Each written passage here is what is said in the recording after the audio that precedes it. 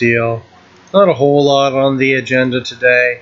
Still just, I haven't played much since last time I saw everyone, so I'm still just sort of working on the same handful, a couple decks here. As always, fan requests are welcome. In the meantime, I'll see if I have any quests I haven't done, and then other than that, we'll go from there. Let me see, was there anything particular? I suppose something I have been meaning to work more on is Oak in the Meme Town, but just he's been getting a little bit of hype in the forums recently, and I put together a few decks not too long ago for him, but I sort of dismissed them as I was not enjoying them and they were too awkward. But I'm sure there's ways they can still be improved.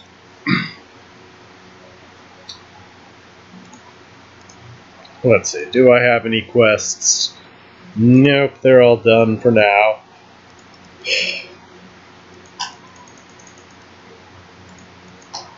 Alright, so yes, I did have, three lists for Oak.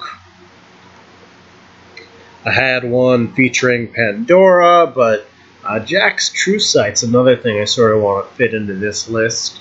I went for Pandora over Jack's in this version just because, Pandora doesn't see enough play, and also, Pandora can theoretically complete the trial, by herself. Whereas Jax is just another one token, and, do they have AoE? Yes, well, your life sucks. No, well, you probably win. He's pretty good with Kara. He dodges Scorn and the like with Kara, but he doesn't. But stuff like Tempest, Plasma, Rebuke still give you a pretty hard time.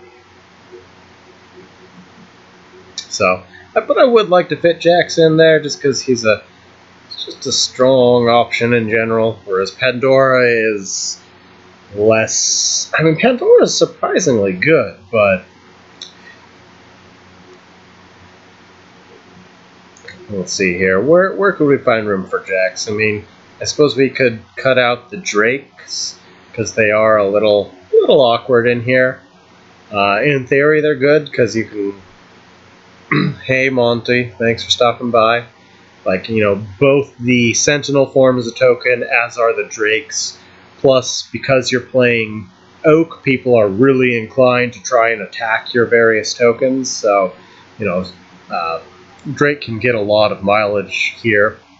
But Kron's for sure staying in because he's just a real hard staple of Oak. Obviously, Grandmaster's sort of a similar case, although I do think a couple small things I'd want to change just off the top of my head are, because I'm already running Gravity Well and Luminous in this list, Grandmaster's a tiny bit redundant. I still want her in the deck for sure, because she can still nearly complete the trial on her own. But, generally we're going to have some walls out anyway. So I think I'm going to, put the Grandmaster to 2, and then the question is, do I want to trade Drake for Jax? Just because, Jax gives us yet another way to win, as well as another token. The benefit to Drake, though, is it gives you the ability to drop a token out of your hand. Well, I guess technically so does Jax, but, usually how you end up completing Oak is you drop a couple tokens out of your hand in one turn, which Drake helps. But this version of the deck is more about ramping into that big end game. And so, your main win condition is just throwing these giant token producers at your opponent and hopefully squeezing an Oak out of them as well. And then my second version's just, just dedicated, putting out as many different token sources as you can rather than trying to ramp into big things. Still running Grandmaster just because she's super good. Again, I might cut her down to 2 just because I'm already running a bunch of walls. But the Pandora variant I'm sort of attached to just because I love finding a spot that Pandora can actually feel pretty good. So let's give this a shot just with these couple small changes. We've added another way to win and just adjusted the deck's balance ever so slightly. Right, the other reason I was running Drake is we have our 9 opening plays, but we don't have any 3-drops. So if we don't get one of them or we're player 2, that's a lot more awkward. Technically, Gravity Well certainly works as an open as well, so we're probably fine in that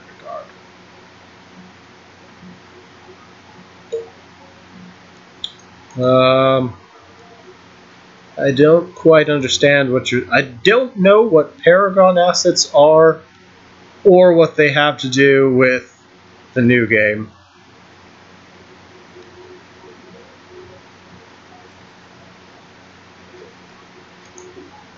But yeah, let's go ahead, pull out Oak a bit, and try out these couple update ideas I have here. YouTube Paragon. I'm still lost. I still don't know what this is.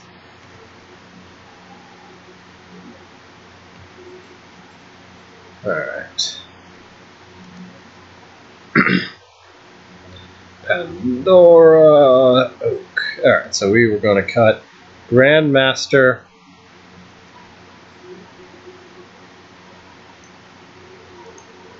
down to 2. We were going to trade Drake for Jax, just giving the deck yet another way to win outside of Oak, but also supporting the Oak game plan at the same time. Alright, so we'll just a couple small changes here, and we'll see how that does. So that's the list now. Let's go ahead and give that a whirl.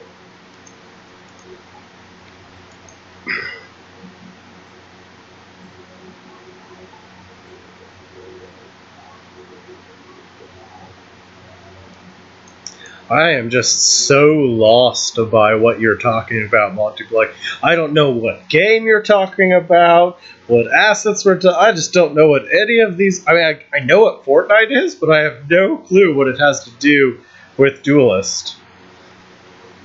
I am just very confused as to what you are talking about, friend.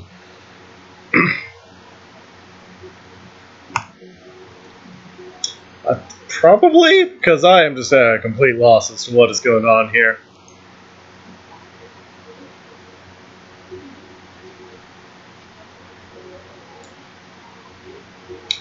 Alright. So, it's a little early for Grandmaster. Crystal Wisp is a perfect open. Let's see, we are up against Xerix. Is there anything in particular we want to be looking for here? I mean, Jax is actually really good because Xerix tends to struggle. Yeah, it's just a little early for Grandmaster, but other than that, we're not really digging for anything in particular, and the rest of our hand's pretty good here. Okay, well, we got the Jax. Alright, open with the Wisp, because that's pretty ideal. I guess we're really looking for a turn 2 play here. We currently do not really have one. So I guess it's a bit early for Jax. We really need to be looking for our turn 2. Hey, well, there's the ideal turn 2. This is going well so far.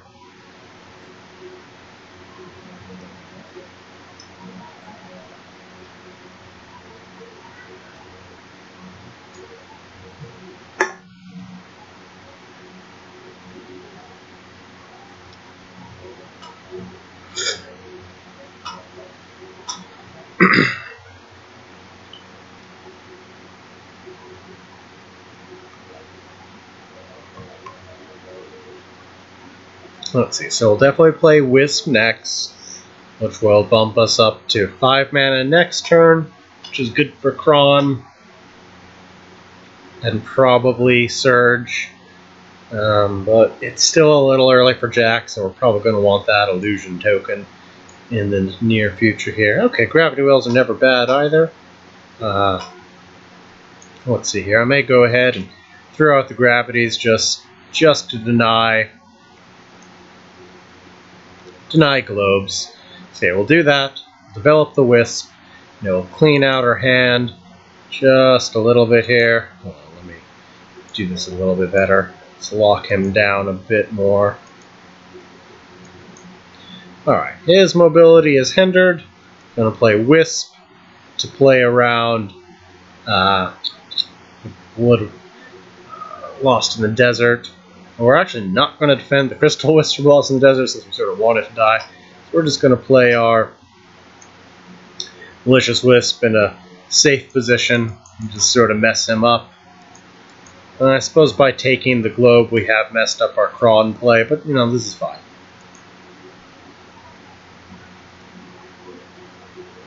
It's not messed up, we just can't use our Kinetic Surge with it, which is ultimately harmless since, you know, we really probably want to be saving Kinetic for Luminous anyways. Bone Swarm always hurts a bit.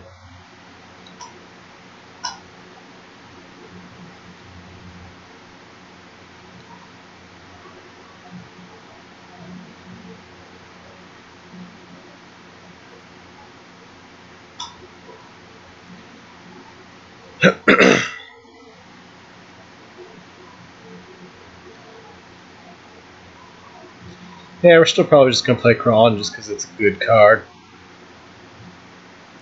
We'll play it in a way that will keep... because it's likely to get Blood of... Actually, he can't Blood of Air at this turn, can he? That's a little unfortunate for him. So let's just go ahead and pull the Malicious Wisp back out of another Blood Swarm. Then let's go ahead and take a step forward here, drop a Kron in the most... Actually, we really do want to keep Kron safe, so let's go ahead and drop it over here. What do we want to replace here? It's a shame to replace the Circulus, since we are starting to run out of cards here. But these are too important. Circulus can go. Okay. And we're not going to go face, we're definitely a late game deck.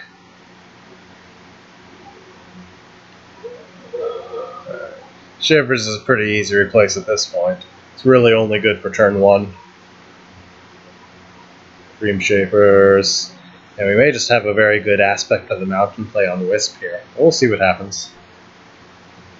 You know, we really don't want to waste our Bloodborne spell, especially when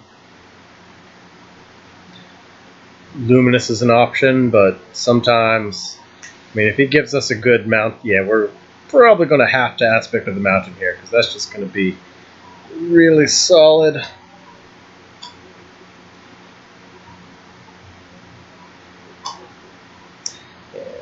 Although,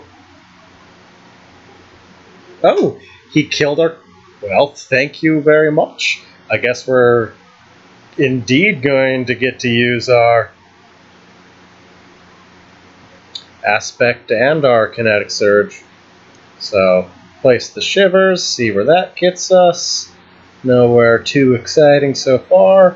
Let's come up, clear this, start bringing the Wisp down. Let's pop these things real nice. Go ahead and play the Kinetic Surge. It's not much, but you know, a single little buff there is always a good deal. Let's see, I could trade in the Servant here just to clear his Metallurgist.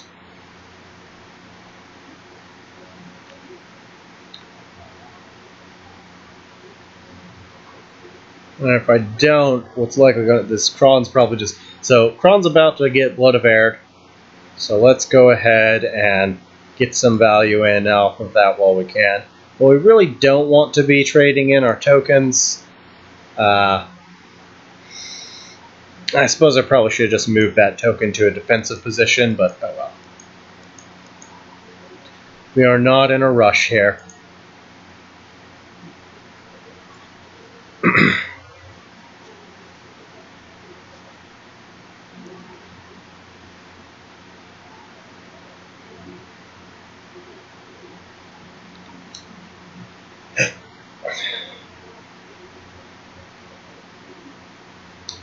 Curious, is he gonna blood of it? He's gonna blood of there that and trade face? I mean, I guess that works, but yeah, I really should have just kept that flying token safe. Played around Lost in the Desert a bit more, but no, that's all right. You know, we've got a decent Luminous Charge turn, which we can even get a Circulus out of it. Easy replace on the Crystal Wisp. All right, so easy replace here. Let's go ahead and do some blocking this way. And then let's also make it to where he can't escape completely via Metallurgist. Block him in real nice. Oh no, my sequencing. I missed an illusion. Oh well. I'll still get one illusion and the hand's pretty full as it is. At this point, do we want to go face though? Yeah, probably. Well, and he can still. Well, he still can't escape all the walls, even if he clears that one. And that's sort of the goal. Yeah, at this point, we may as well just go face because we can start. It's looking like our trial's going to be pretty hard to complete here, and we're about to start being able to push a lot of damage out of these guys. Do I want to go face with the prisoner? Nah, we'll hold off on him for now still. Let's see. 2, 3, 4, 5. Oh, I suppose we just might actually complete our trial next turn. 2, 3, 4, 6, 7, 8. Yeah. Yeah, we very well may if at least one Luminous and the prisoner survives, we could complete our trial. And we'll also still developing a pretty scary board there. Huh?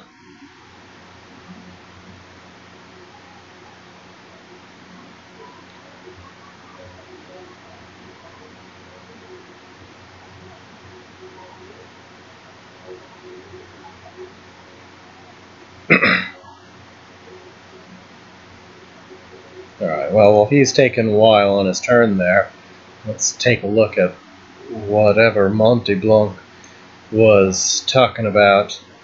I don't know what Paragon is. I do not know what I am looking at or what it has to do with Duelist. Although the gameplay looks pretty cool, whatever it may be. It looks sort of like a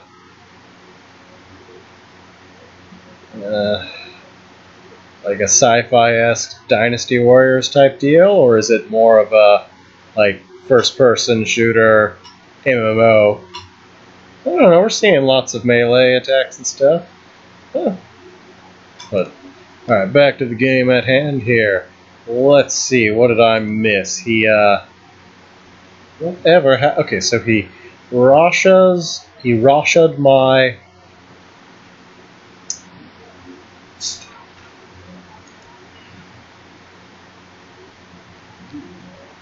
Oh yeah, well, let's just go ahead and complete our trial. So we'll trade this in. We can also just nearly kill him, so you know that works too. Oh no, I missed my Oh no, no, it's still fine.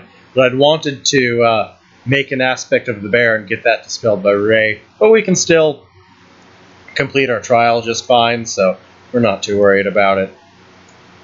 We'll just have to, unfortunately, do it a little less, because, alright, so that, since this dude was going to die anyways, and there we go. Trial complete, plus a devastating field. Paragon was basically like Smite, a third-person MOBA, but from what I played of it, the game length was too long, and the items were... Okay, so it's a third-person-esque MOBA, alright. My relationship with MOBAs is a little awkward. Like, I figure if I'm gonna play a MOBA, it may as well be League or Heroes of the Storm, and I've just not really been feeling MOBAs much lately. Anyways, I can be a team player, but playing on a team always frustrates me because I always feel like either I am being carried or I'm doing the carrying, and it always makes tensions rise playing a competitive team-based game like that. So I just haven't. I prefer top-down. Well, okay, I hate first-person, but I'm completely neutral when it comes to second, third person and the like. But like, I like top-down, I like third person, but I loathe first person. And really, if I was going to play like a fighting style game like that, I'd want it to be more like proper combat. I'd want it to be, Dark Souls-like combat or Dynasty Warriors combat. The MOBA combat's just really simple. I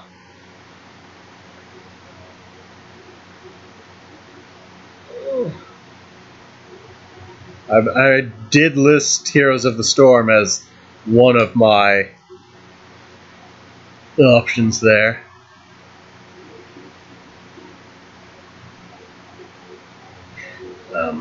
But no, if I'm going to play a fighter game, I want it to have like Dark Souls-esque combat or something along those lines. I was trying For Honor recently, but the combat system is just so weird, and the multiplayer is just such a bit of a cluster. But to be fair, maybe I just haven't tried it enough. But I don't got time for that anyways. Back to playing with more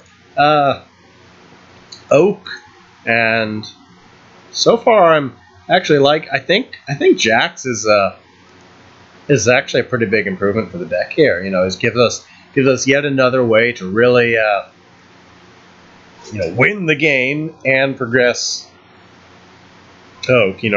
Perhaps I'd given up on it a little too soon, but deck is slowly getting a little bit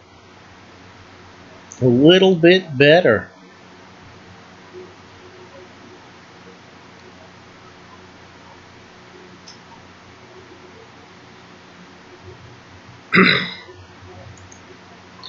Alright, let's see what we got. It's a bit early for Pandora, and it's a bit early for Aspect. That's good to see in our opening hand. Removal's never bad. Gravity Well's just good. Kron and Malicious Wisp are like the two things we're sort of always looking for.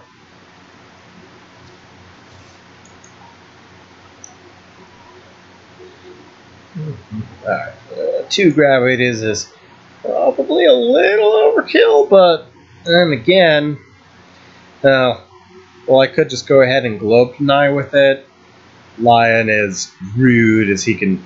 If I just play a Gravity Well right now, he's just going to be able to clear 3 of the walls, and we don't really want that. But what we would like to do is go ahead and play 2 Crystal Wisps. And now, since we've played that much ramp, now we're looking for any of our late game plays. Next turn we're probably just playing Cryo and replacing the Shivers, but we will see what happens.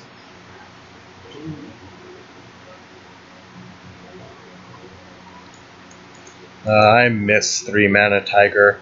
It's probably for the best that's 4 mana now, because Strong Rush in the neutral pool is a recipe for abuse, just because it makes anything that buffs minions have to be carefully looked at. So it really is probably where it should be at 4 mana, but I do miss 3 mana Tiger just for the ability to answer like the crazy high turn 1 tempo plays like Lion, Scroll Bandit, and the like.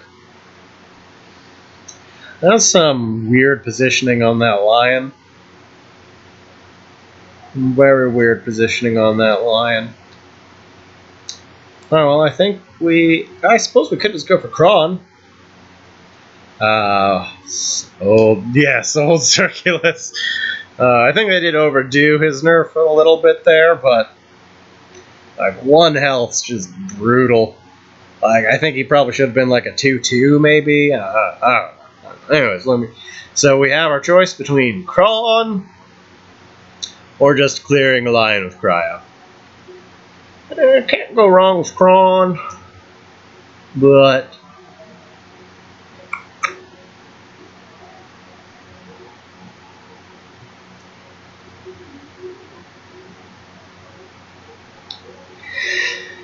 yeah,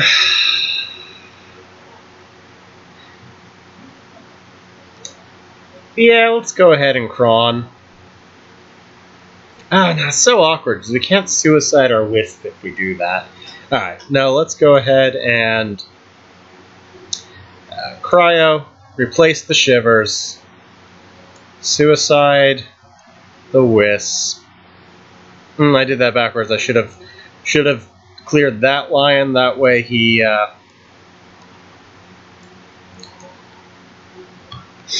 couldn't take the globe. I did that very backwards, but oh well. I should have denied that globe. Well, I mean, I guess, yeah, because now he has access to both these globes, where I could have at least prevented the access to this one. But oh well.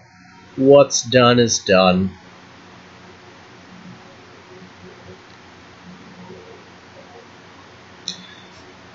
Next turn now we have a very strong Kron or Luminous, depending on what we want to do here.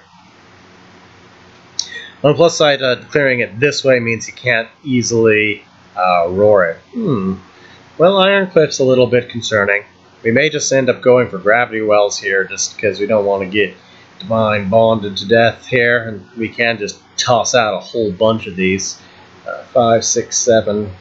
It's a shame this Wisp isn't also dead, otherwise then we could really go overboard there, but oh well. So we can either Kron will protect us from Divine Bond, but he can also just clear the Kron by roaring that. And I think our best bet's probably just to play a bunch of Gravity Wells. Really don't want to replace a Kron, but I think I need to. Alright, Bear's not a bad thing to see.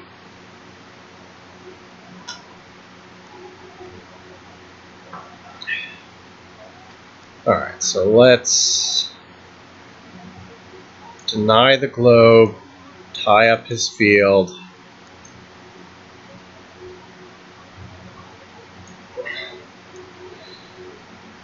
Answer the Iron Cliff.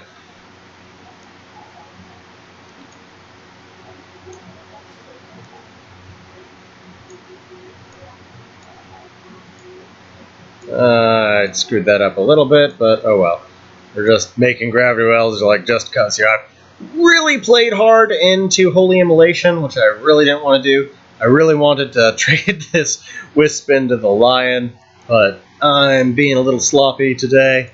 That happens. Of course, it always happens when I'm on stream, which also just, makes sense, because I spend half my time talking to you guys rather than paying attention to what I'm doing. Yeah, if he has Holy Immolation this turn, that is gonna suck!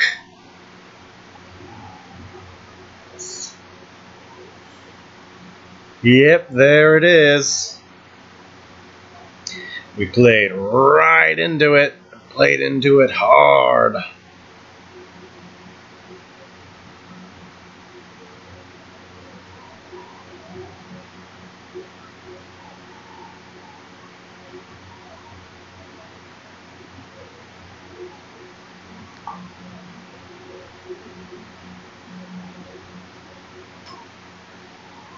Probably throwing down a Kron this turn, but again, we will see what happens.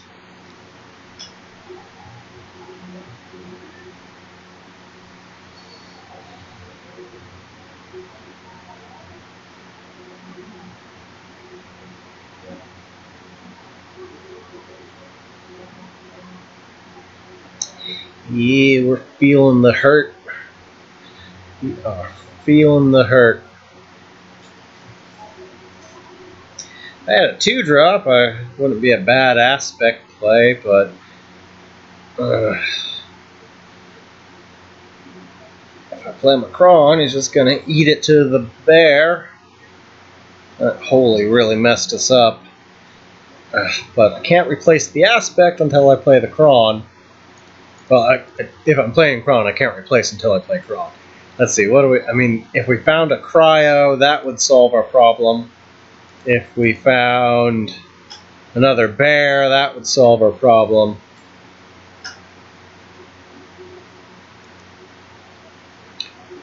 Mountain also technically solves our problem, but not very well. I think we'll just go for the Kron. That was a tough spot. Oh, what I can do is I can just play the Kron ultra defensively here. Yeah, we'll just go for a defensive Kron. Now this is a mistake, because now I just can't afford to eat that damage there. Oh. Because now he... Yeah, regrets. There are regrets. Yeah, I needed to set myself up in a position where I was not going to eat it to the plum. Although if he no, right now it doesn't matter. Yeah, that gravity well is just not going to protect us. Oh, this is going to hurt. 8 damage. Ow. God, I have 3 health. So many ways he can kill me now.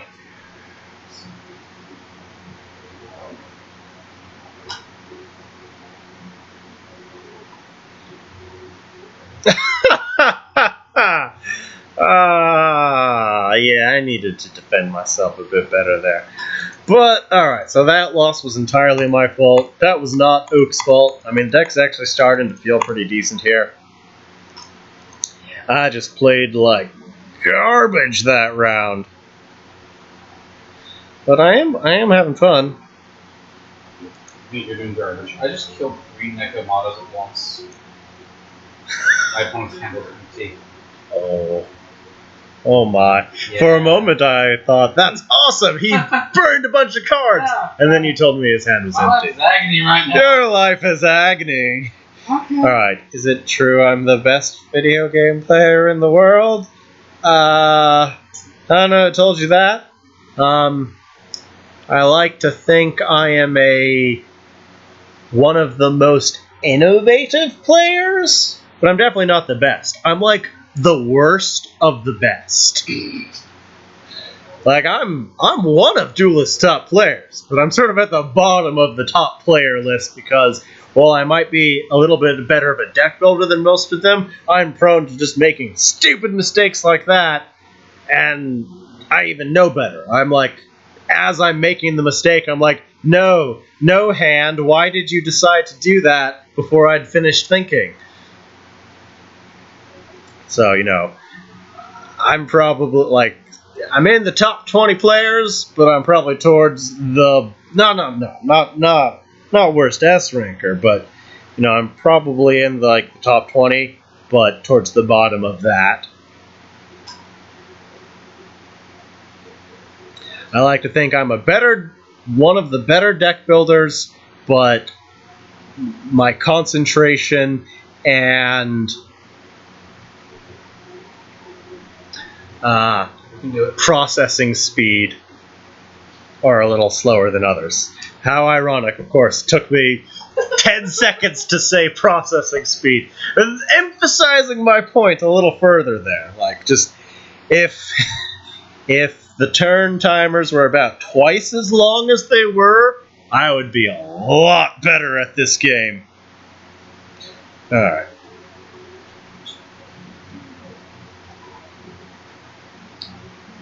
But let's go ahead and queue up, because so far I'm enjoying the deck here and finding small improvements as we go here.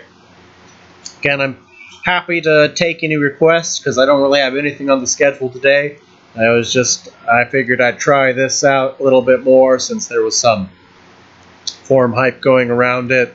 Other than that, I just sort of have the other same couple projects I've been working on the last couple of weeks here.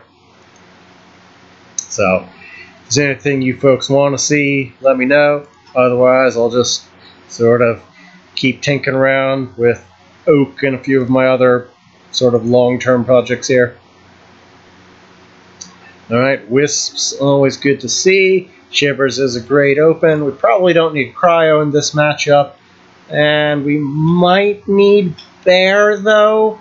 Like, if he's playing, like, Aymaras and those types of things, we might need Bear. It's a little bit early for Bear. We really want to be looking for, you know, our Crons. And we've got all the ramp in the world, so, you know, now we're looking for, like, Pandoras and Grandmasters with this much ramp. Ooh, that's a nice double ramp open turn.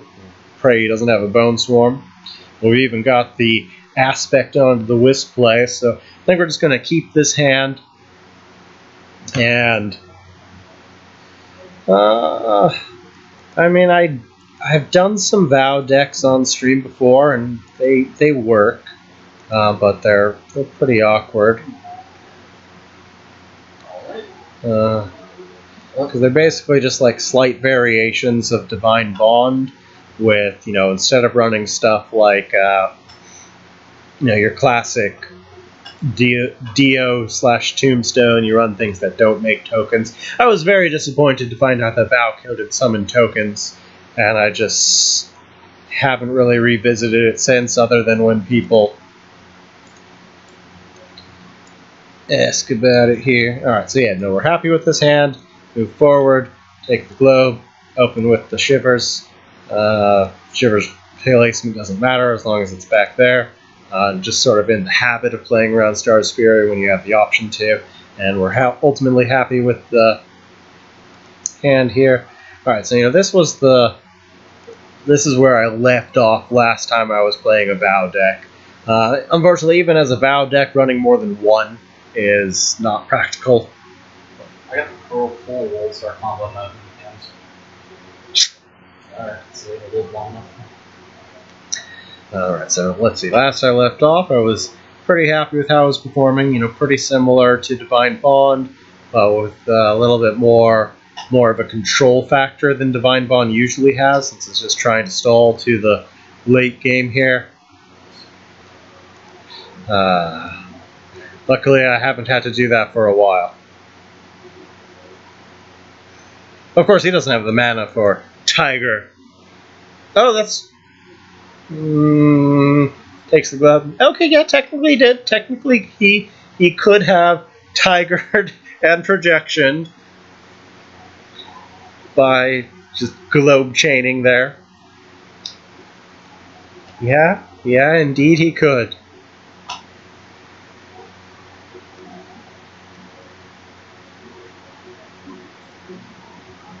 Of course, then I'd be happy because he would have killed my Crystal Wisp.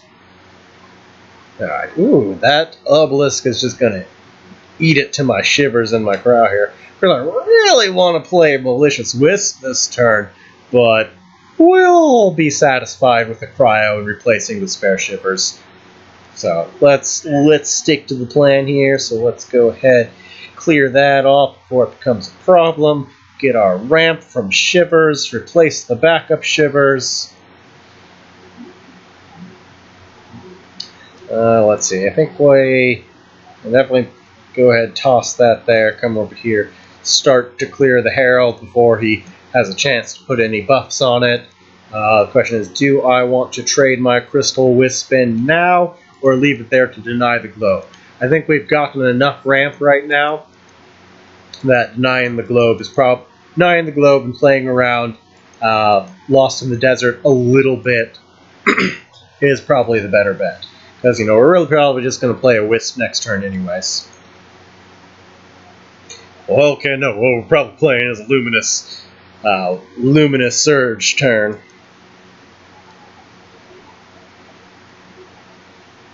Mainly, we just need to keep him off of 6 mana. As long as we do that, we're in good shape.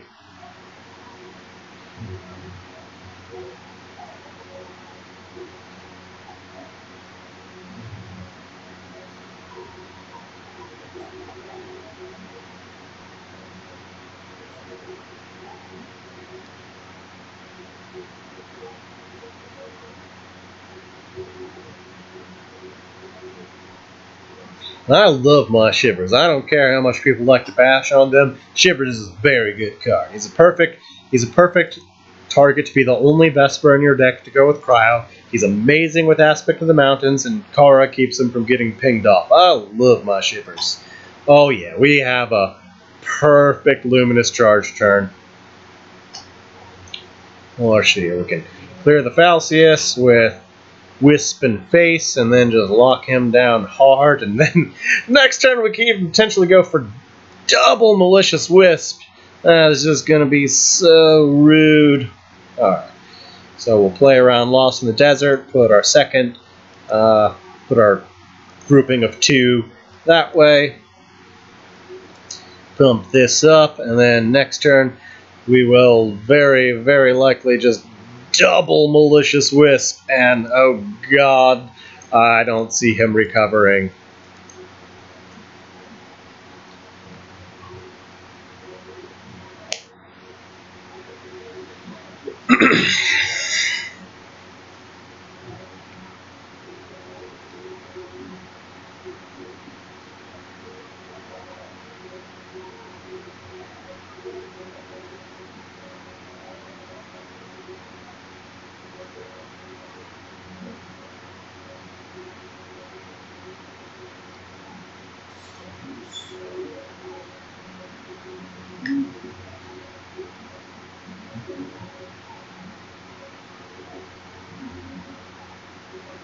Sand swirling,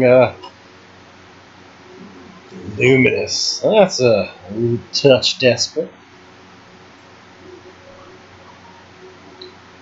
So, if we're clearing the Sand Swirl with Luminous, it'd be awfully nice to... Do we want to risk putting a Wisp on that tile for it to just potentially die? Yeah, I don't think we're too worried about it, because I can clear his field and play around Lost in the Desert pretty effective. Well, he could just walk up and clear the Luminous with his face, but, you know, that hurts to do. So, I think we're just going to go ahead and clear this, block the tile, double Malicious Wisp, and play around Lost in the Desert. So rude. So rude. Goodbye, mana. Well, let's see. I think I don't want to replace that. No, we're going to need these aspects to go in our Wisp. Do you have a card that bounces back hand in that deck? No. I mean, no, I don't have that in this deck. Oh, okay. But I do have something nastier. Yeah, no, he can't play into Star's Fury, or I would have thought about it. But I ain't worried about that.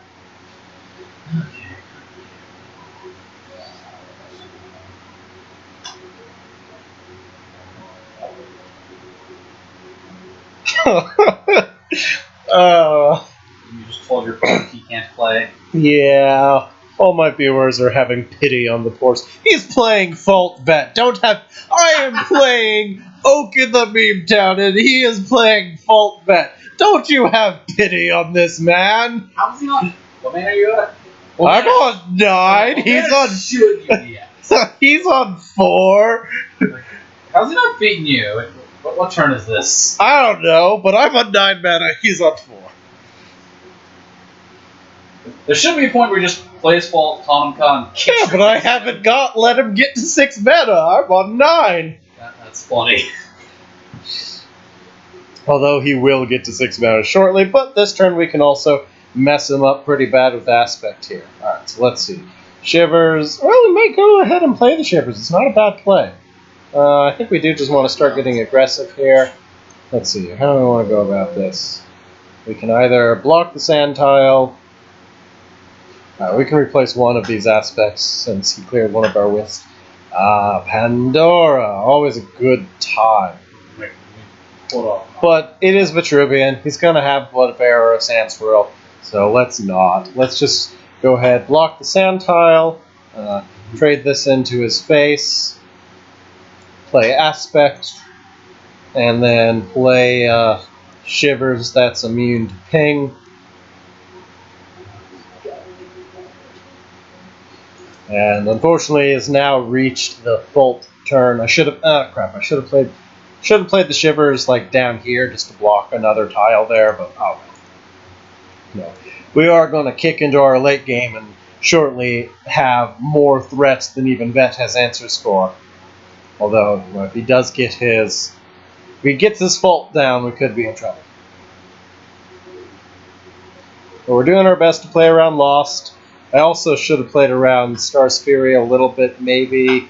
Okay. Oh, I am very happy to see he used the Blood of Air on that Seismic Elemental. A, that means he's not playing full. B, that means that's one Blood of Air out of the way here. I mean, probably not. We'll see here.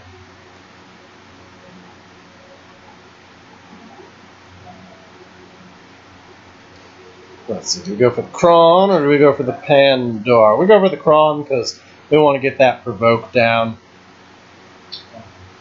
Or Pandora's... tough choice, actually. Let's see, Pandora...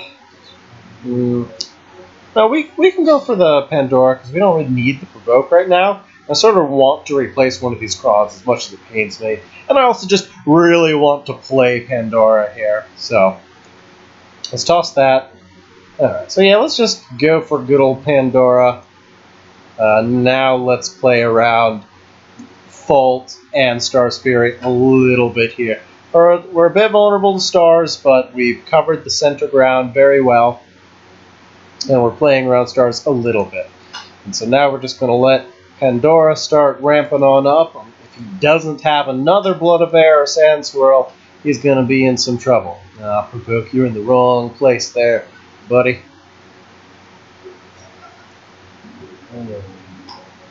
Get him. Pandora and Kron can really generate us a lot of different token names. I mean, I'm pretty sure they... No, I don't think Kron... Okay, so... We've got a lot. We'll just go with that.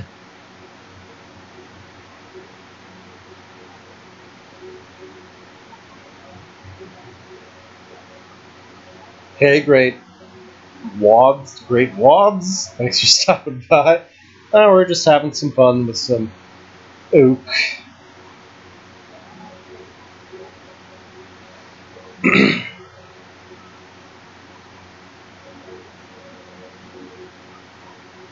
She is pretty cool. It's nice to... Ooh, there's the Stars. That is gonna hurt. Especially with the amount of ways Vet has to do just a couple points of damage. And this deck, I don't believe, has any healing at all. Yep, not even a little bit.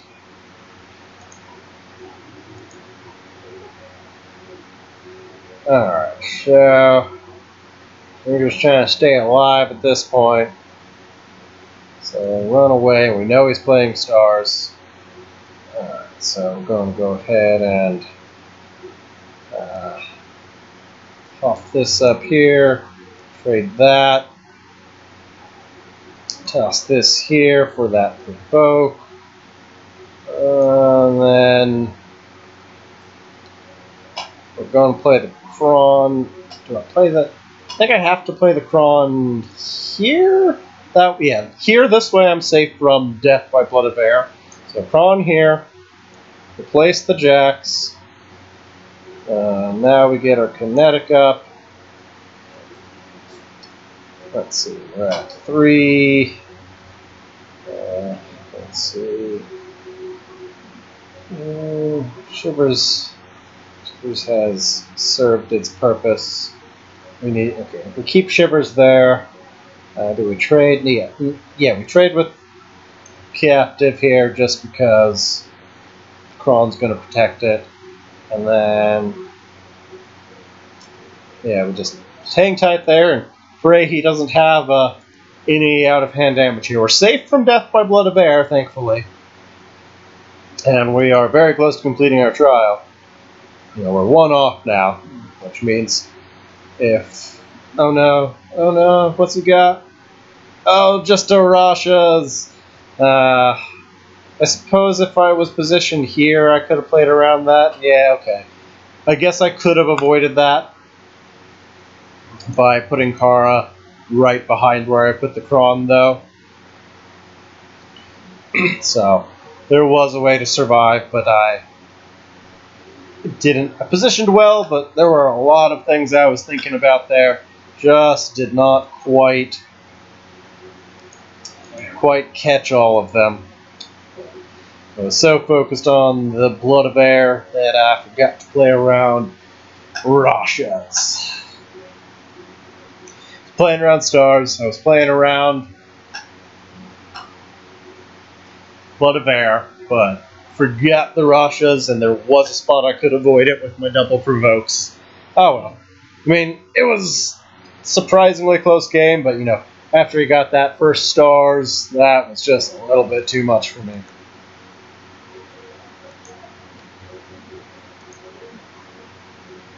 Yeah, Pandora can do a lot of work in this deck because you know both like Kron, Pandora, and Grandmaster can nearly complete the trial on their own. Plus, like the tokens they generate are pretty dang scary, particularly with just Kara.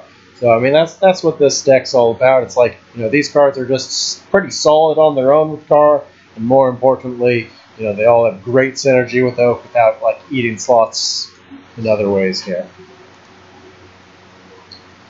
Alright, so let's see here. Alright, somebody was asking about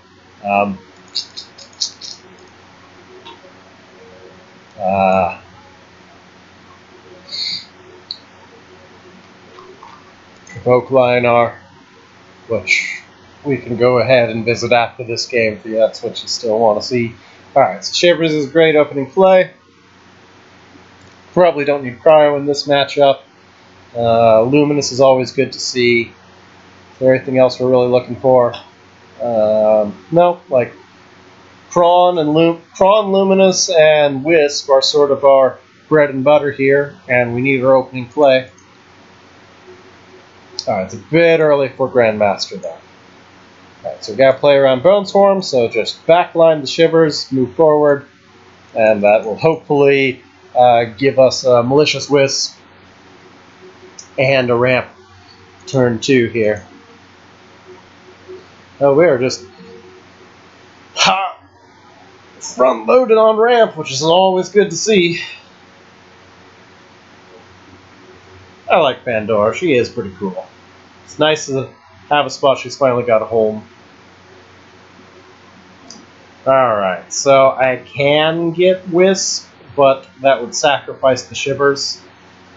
So I think really we just want to go ahead and get Shivers' effect, get control of the center of the board, clear his dudes, develop a Wisp.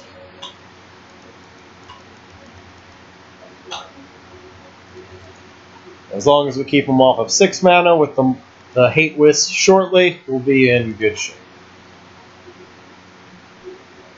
Alternatively, we may just go ahead and slap down a Kron early here, but we'll see. Wisps are typically better early on. Although if we can clear his field, then Luminous is what we really want to play.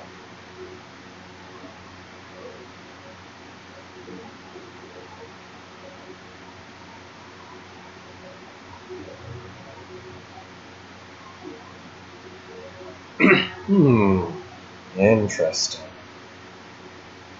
Oh, and he cleared the Wisp. Doubly interesting. So we have some decisions. We could go for the Luminous.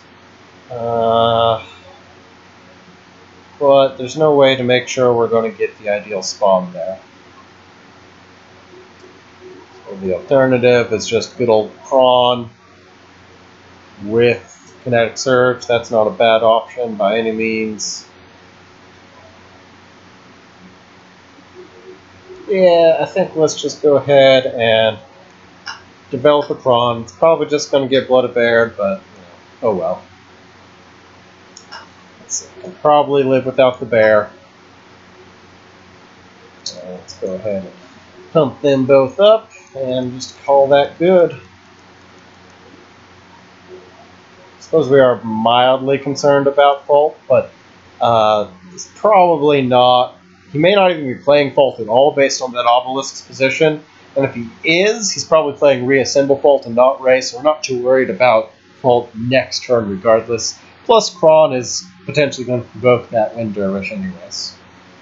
We're not going to go face, because again, we are definitely a late game deck here. And it looks like we're just going to go ahead and kick into our late game stuff early here. There's the Sandstorm. Oh no, that's the Blood of Air. Okay. He only has so much removal though. Oh, Stone to Spears. Fancy.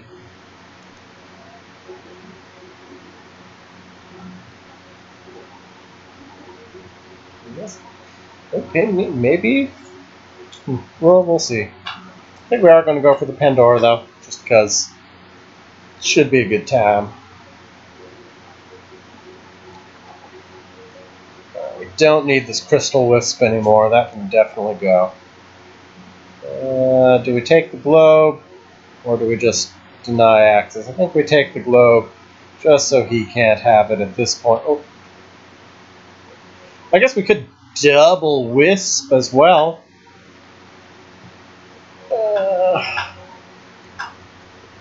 Yeah, let's just go for double Wisp. It's obnoxious. He'll be able to answer one of them. Just, well, maybe not. If he gets a bad Dervish spawn, they very well may survive.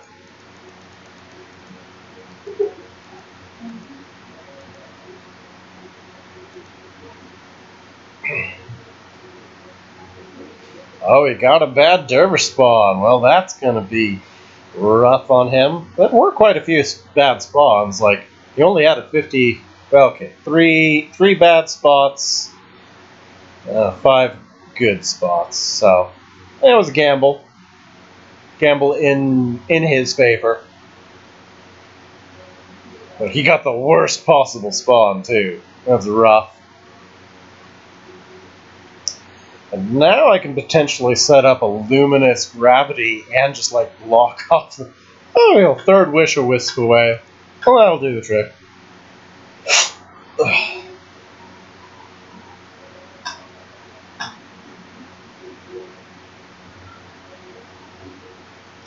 Third Wish a Wisp away, and Body Block his Obelisk to keep it safe. Alright, well, we definitely don't need this Wisp.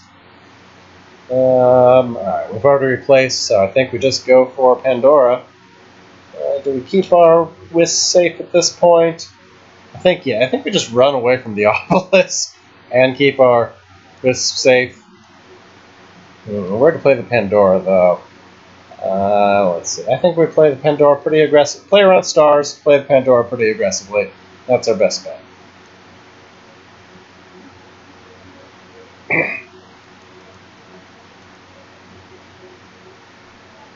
Who'd we get? Frenzy? Doesn't matter much there. It's just gonna eat it to the dervishes. That's fine.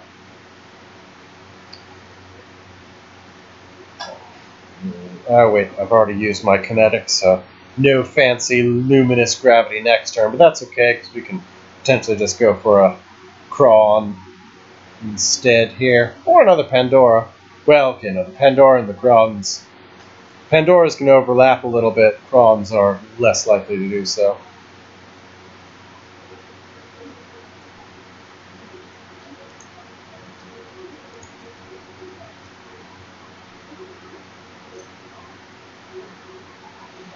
I smell a Sand Swirl.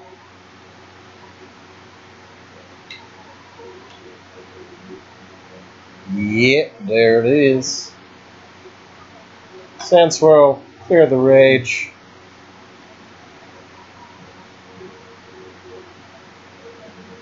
Yes, you did miss Stone to Spears.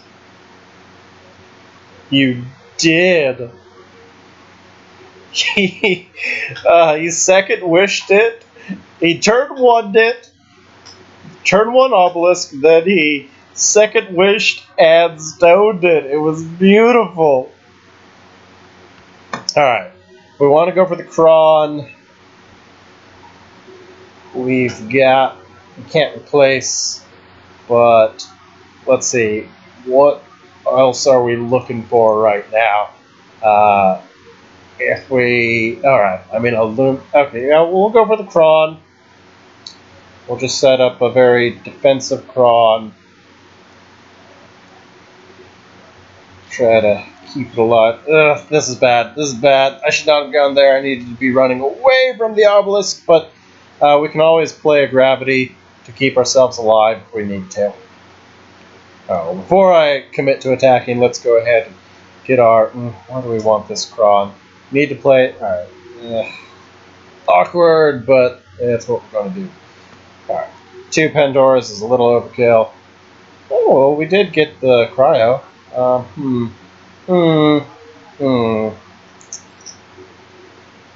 Gravity or cryo? Yeah, no, let's go ahead and cryo because gravity and luminous together is very nasty. So let's clear this, which keeps our dudes safe. Doesn't keep my face safe, but at least keeps our dudes safe. And we will... Yep, alright. Ooh, Grandmaster! We potentially could just be completing our trial off of Grandmaster next turn.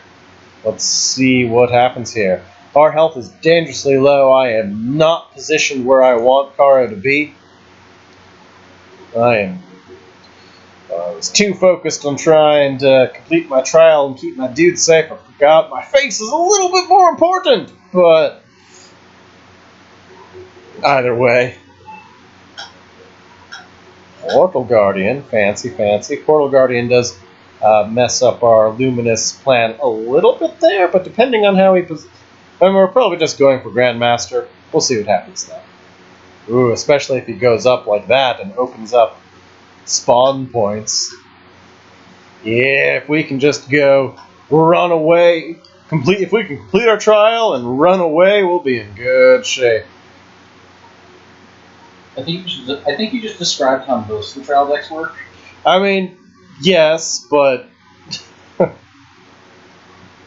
he's also playing into my Prisoner's Frenzy pretty hard here.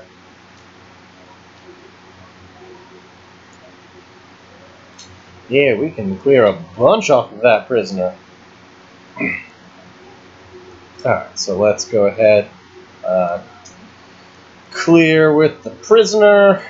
At this point, Wisp has served its purpose, so it can go ahead and come up here. Go ahead and throw down the Grandmaster in a defensive position. Replace the Shivers to get our next prisoner. And does that complete our trial? Indeed it does. And now we just clear the field to keep trying to stay alive here. Oh right, can't forget the Kinetic Surge on top of that. And yeah, that's a pretty scary field. We've also played around Star's Fury pretty well. You can only get 2 spawns out of it, and both are covered by provokes. Well, this Portal Guardian is going to do some work here. Now that our trial's completed, things are looking pretty good for us. Why would he do that? Oh, I guess if he's... I don't know. That was an odd... Well, I guess that... I mean, that's pretty good use out of his Portal's Frenzy, but he really needed to be getting his face away from these tokens. You know, he really needed to clear and run. Staying next to that token was a for sure death. Like, he knows I'm playing... Well, to be fair, sometimes I forget to look for trials, so maybe he doesn't know. But he needed to run away from these, otherwise that was guaranteed death.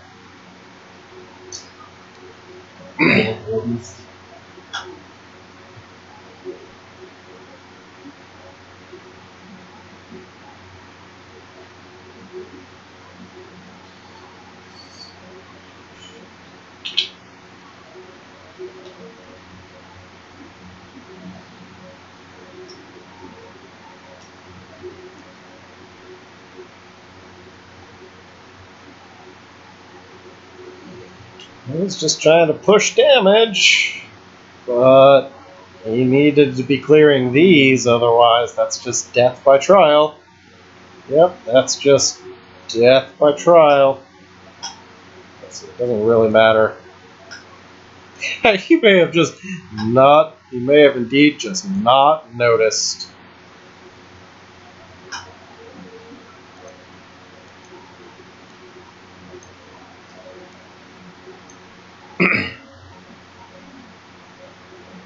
Well, there we go. Prawns and Pandoras did work. Well, the deck's feeling pretty good lately. Since I posted it on the forums on somebody else's Oak experiments, I, have made a couple updates. I added in the Jack's True Sights just because they're just a good card in general. I'm still on the fence, but I put Grandmaster down to 2 because we're already running Gravity and Luminous, so she's a touch redundant. Plus, she's definitely the slowest in the deck. And because we're not actually running Winter's Wake or anything like that. You guys are being silly. Oak is. It's not on the forums. This isn't yet. My early rough drafts were.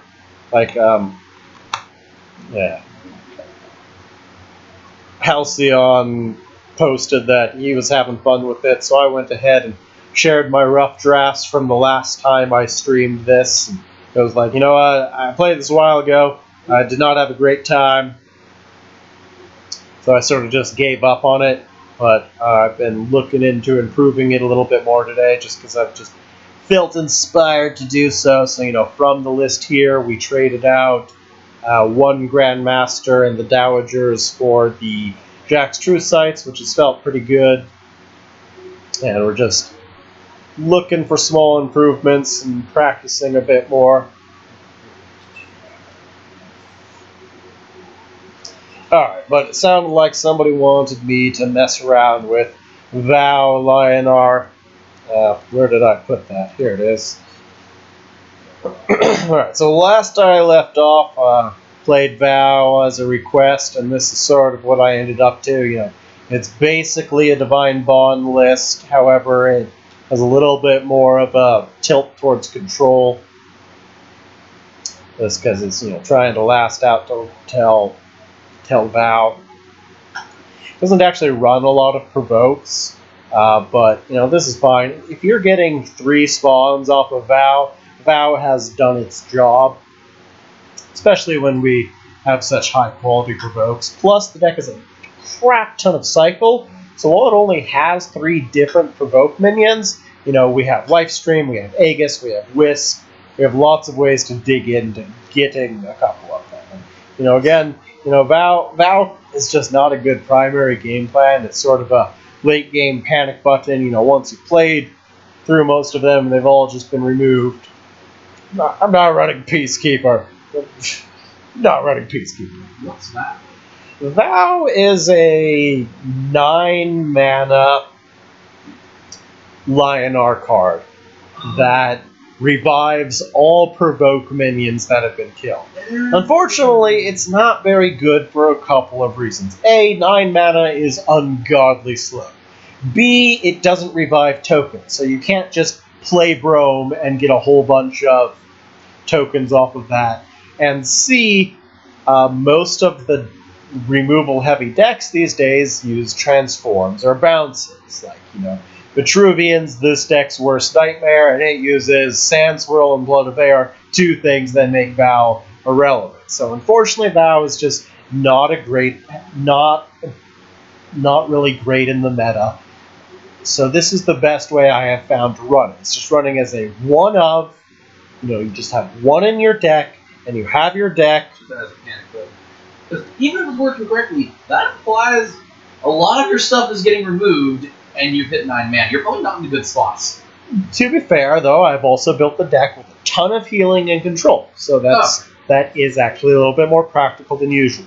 Plasma does remove the whole board in that case, but your typical Vath control deck is going to struggle really hard against this list because Argion's ability to buff these folks out of both Plasma and Rebuke, plus Aegis them away from natural selection is just really hard on.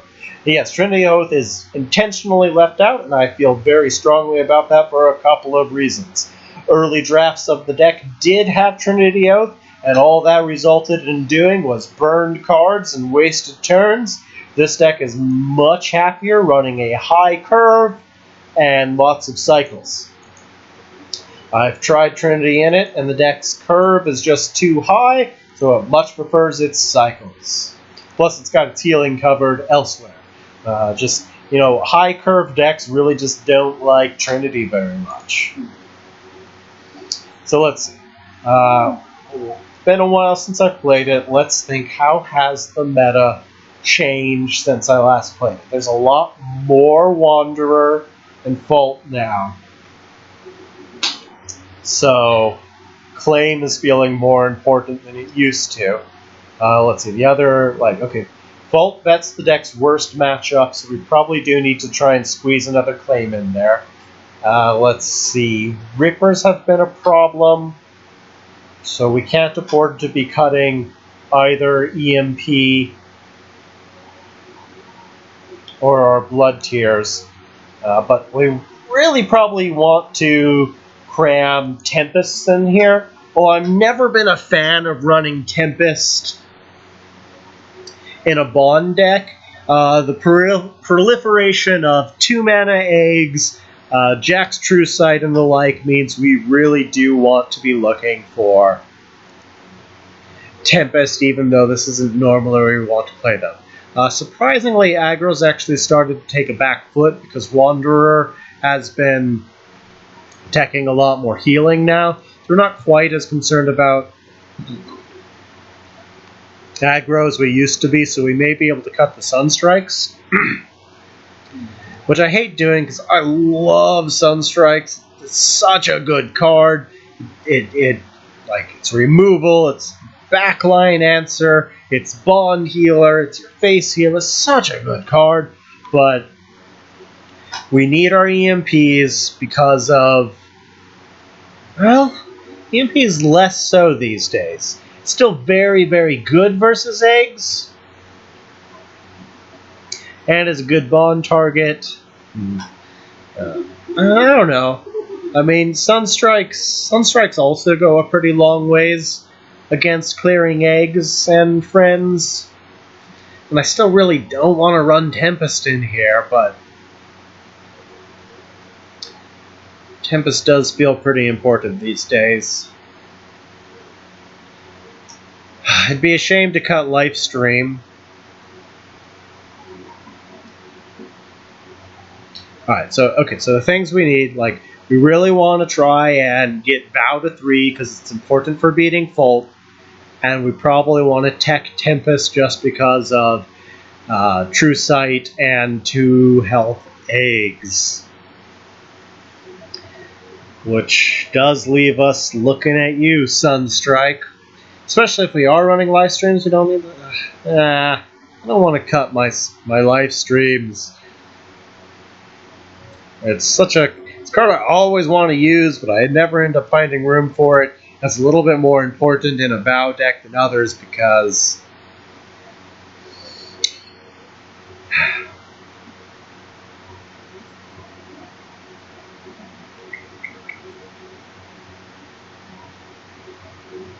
well, okay, I have a high opinion of Sunstrike in a vacuum, but it's not great for the current meta. It's the type of card that I fit it as often as I can, but sometimes you have to cut it depending on what you're playing. Because, if you're playing a Bond deck, you're really vulnerable. Your worst matchup is Fault Vet, so, Aperions are more important. And, for a while there, let's see, I mean, we have enough general healing with Mystic, Sunrise, Mystic and Tiles, plus Provoke to be okay versus aggro. So I don't want to cut Sunstrike, but I think it just has to go, because we really want that third claim because of Fault Vet, and it's also very good versus Wanderer and Eggs. And we really probably want to fit Tempests, but maybe just only 2 Tempests, just because it is really awkward in this list.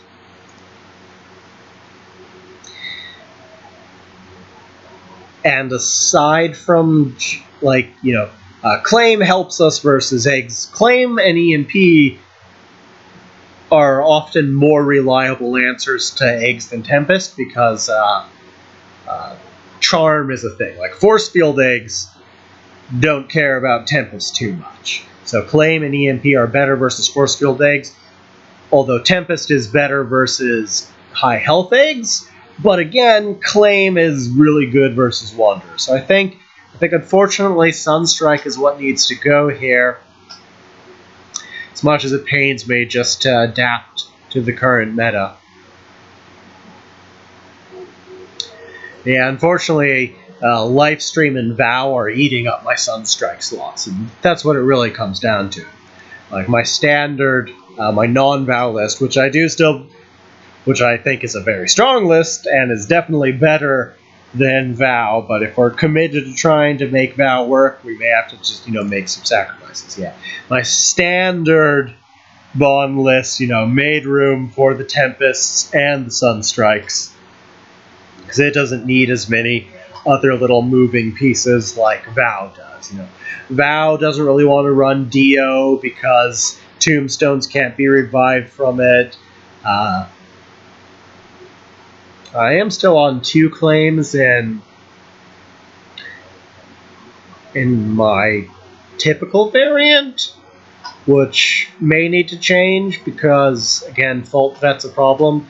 Like, I may still end up cutting like a Sunstrike or a Tempest to get the third claim.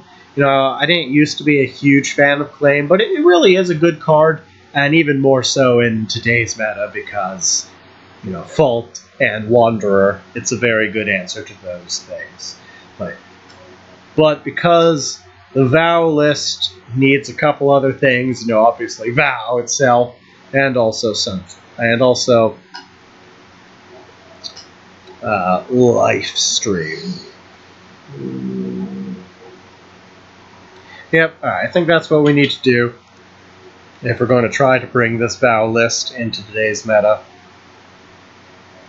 So let's go ahead and make those adjustments, and we'll grab a game with it. And that's probably all, because I'm not a huge fan of Vow. I mean, I like Vow in theory, but it's pretty awkward these days. And, short of subscriber request, I'm not going to spend a whole stream on Vow here. Alright, so what did we do here? We, much to my dismay, cut the Sunstrikes because, as much as I love them, the Claims and the Tempests are more important. So I think that was the only change we did. And Lifestream is it's a good card. It's great for Bond, and it helps us squeeze more Provoke out of the deck than there ordinarily would be, despite not running a lot of Provoke for Vow. It's a shame, it's a card I really like, and I always want to find room for it, but I never do. Basically, in my standard list, Tempests and Claims are eating up where I would put it. If I didn't need those anymore, then I would probably make room for it. But unfortunately, as much as I like Lifestream, it just gets taken out for tech slots most of the time.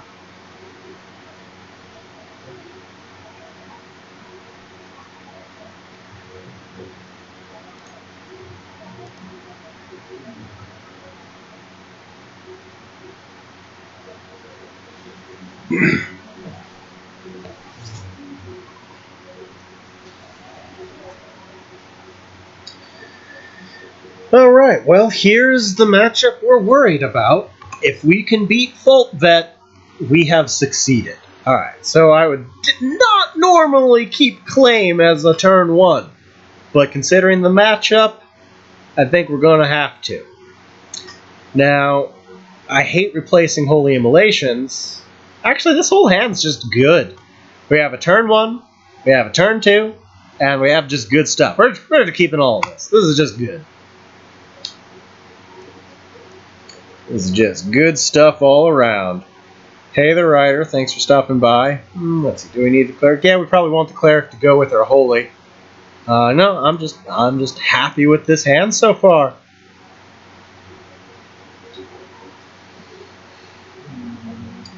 Silver guards are always good to see. Alright, so let's go ahead and... What is that sound? Is there a horrible sound? Is it... it may be the air conditioner. It's sort of on full kick right now. I hope it's not too offensive. But not much I can do about it.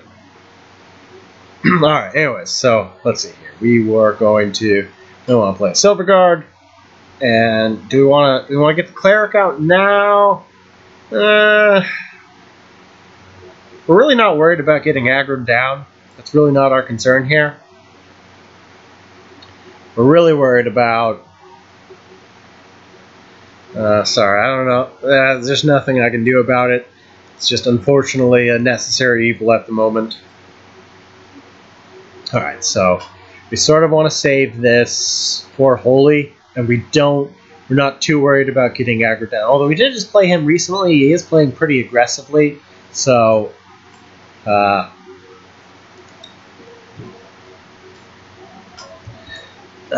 need to make a decision.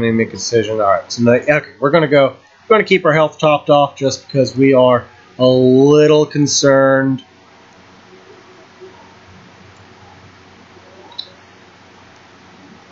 about him playing a bit of aggro here.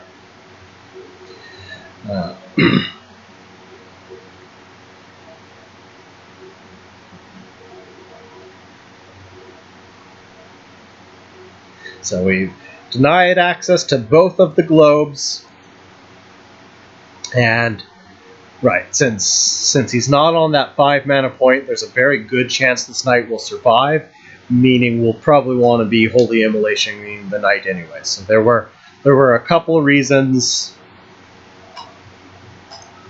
I opted for this line of play. Okay, well, he's clearing my knight anyways, which is a shame, but it is what it is. Well, this is fine. We can start getting some damage in on that dude over there.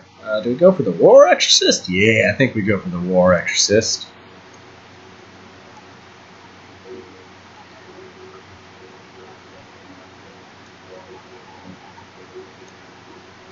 Alright, so now we throw out a War Exorcist.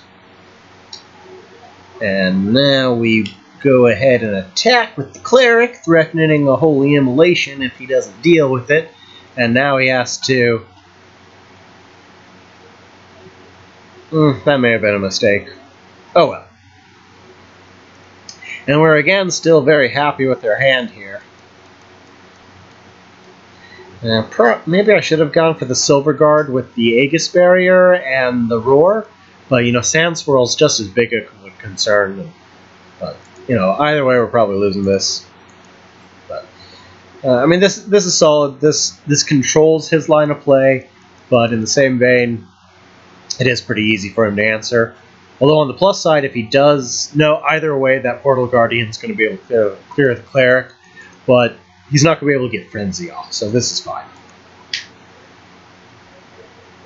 Well, he better have an answer for that Exorcist, or it's pretty much game over for him, because Divine Bond and Aegis, yeah, of course, it's Ven. I mean, we knew that was going to happen. But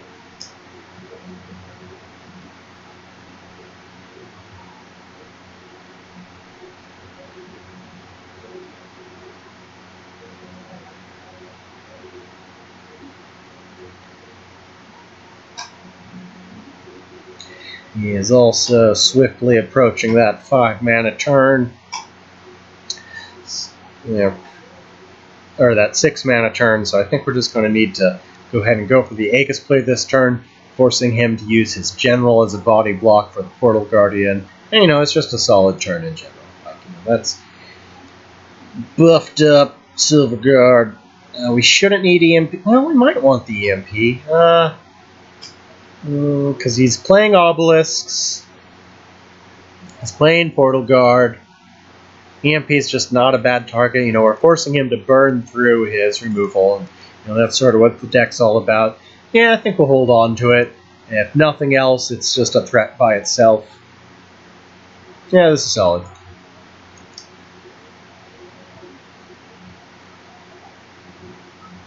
And now it's pretty much Sand Swirl or bust for him. Because that's a lot of damage next turn if he doesn't have a Sand Swirl. But if he does have a Sand Swirl, it's going to be downhill for... Ooh, Nimbus! Fancy!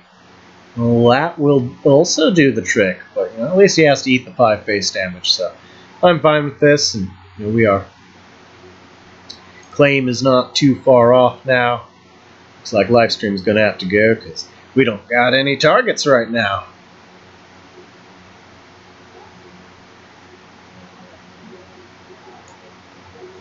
So, Lifestream out. Exorcist is never bad to see.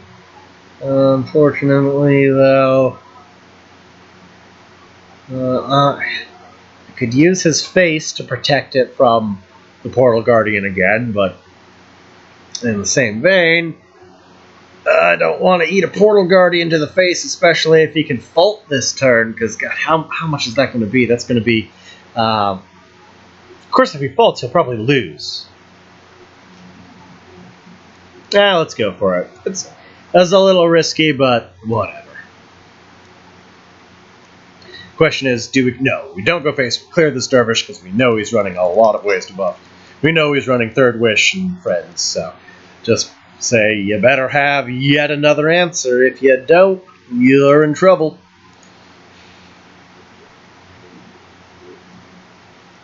And then next turn, we've got our claims and EMPs, so unless he just, horribly murders us with this Portal Guardian this turn, we should be able to recover pretty well. Alright, so we forced him to answer it, which means the Portal Guardian won't get too swole on us. And if he does trade face with it, he'll die to just, a Blood Tier Holy.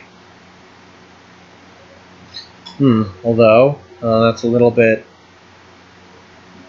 awkward, because can't actually do the Blood Tier Holy play. But we'll just go for EMP, because you can't go wrong with that. And that will clean both of those up for us pretty nice here.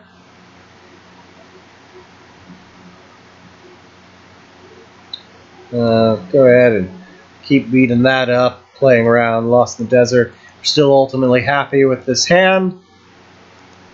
Holy Immolation, Divine Bond's pretty threat, and he's got to be running out of removal soon here. I mean, maybe not. That does have a lot. Third Wish. Ooh. I mean, maybe he's just going to be able to kill me this turn. That'd be unfortunate. 5-7. Yeah, it's just a Third Wish short now. Oh, Nimbus. I think, alright, that'll do it. Well, yeah, we tried our best, but it's definitely not, I mean, I don't think it is Fault Vet. I think it's just Dervish Vet.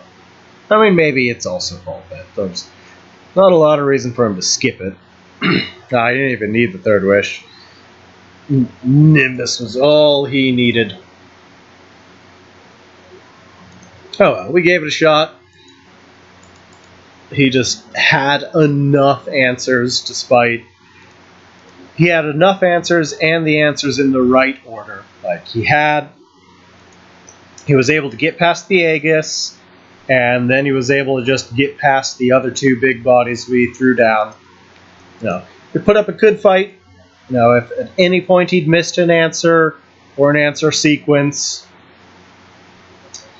that would have done the trick, but we knew that was not Not a good matchup for the start. And we're going to go ahead and up to sure, Nimbus is playable. It's not an auto include, and it doesn't go into most decks now, but it's definitely playable in Dervish focused lists. Like it's still an alright card. Like if you're playing a Dervish focused list rather than the usual Fault Shenanigans, it's still quite good. The reason it's not seeing play now is the Fault Shenanigans are just better than Dervish Shenanigans, and that's why it's sort of fallen off the map. It's no longer just this overwhelming monster at 4 mana, because 4 to 5 was a really big deal. Like, A, their 5 mana slot is super crowded, B, they no longer have the ability to do the crazy 8 and 9 mana Nimbus combo turns that were just the problem. There's no more double Nimbus, there's no more Sand Swirl / Flood of Air plus Nimbus, there's none of those anymore, so it's now actually a decently fair card, but it's still very good in Dervish focused lists. It's just Dervish focused lists aren't getting a lot of attention right now. Alright, so we gave Val Thought a shot, Val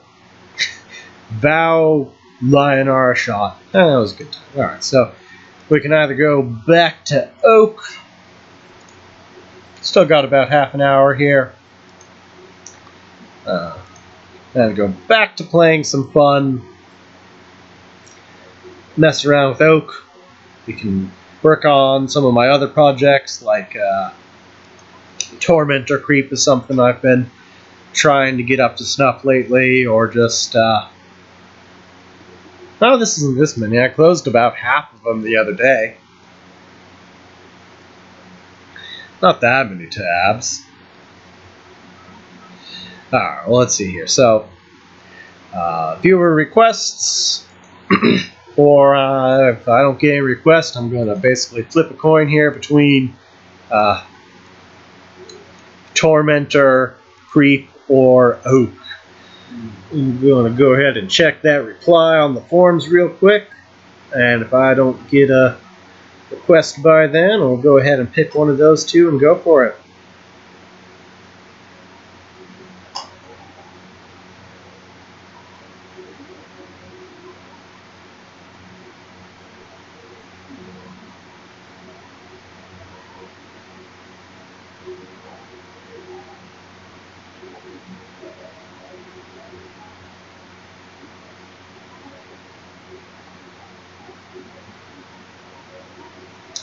Okay. Ooh, I even got a cheer. Well, I guess I am obligated to go for the Tormentor.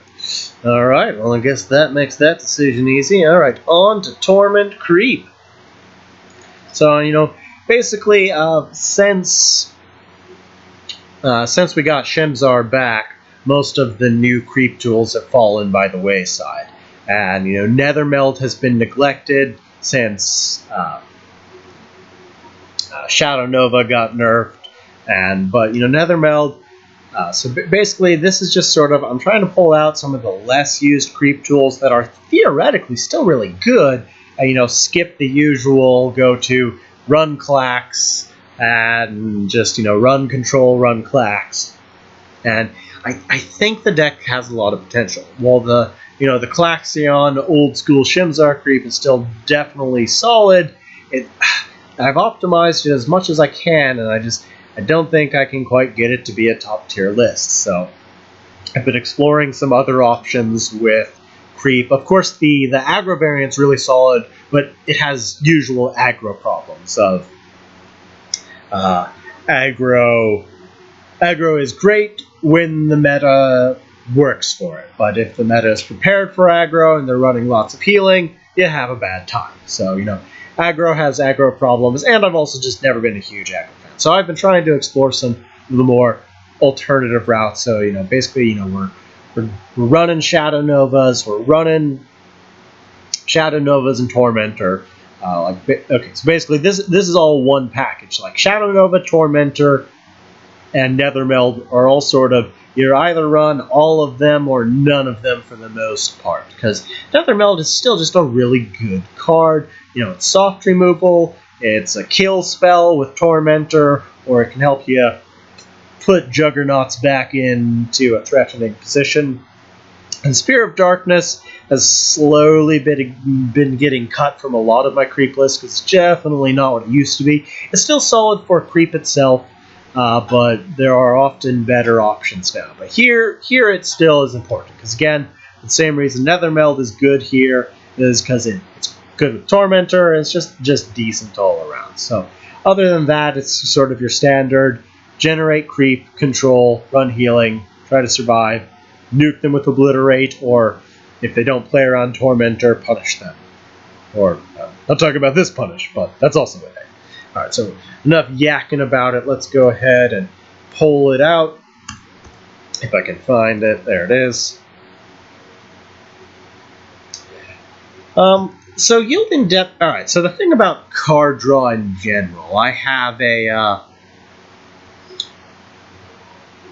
I don't know if it's an unpopular opinion, but I have a philosophy I go by. Basically, anything more than 2 cards in your hand on the final turn of the game is less tempo. If your hand is really full during the end of the game, your curve and card draw is too high. If you're hitting top deck mode, it's not high enough. So when I build a deck, I always sort of fine-tune it with the goal of having 2 to 3 cards in my hand at the end of the game. And when I can avoid running just, tempo negative card draw in favor of cycles and other generators like Tormentor, Mentor, and even Sphere of Darkness, I will. Now, sometimes you do need the card draw, sometimes you don't. And in this case, between its medium curve, Desolator, and its various cycles, the Yielding Depths is not needed at all and would more often than not just result in burned cards or a dead card in hand. We definitely don't need 2 Obliterates in hand. In fact, we probably don't even need 1 Obliterate, because we have plenty of time to... Well, that may not be true. If this is the more popular aggro-centered Zerion, we may not be able to stall past 8 mana. So I don't usually keep Obliterate in my opening hand, especially since this version doesn't have Yielding Depths, and it doesn't have, it's only got 2 copies of Obliterate. I'm going to hold on to one of them. But the rest, I'm pretty happy with here.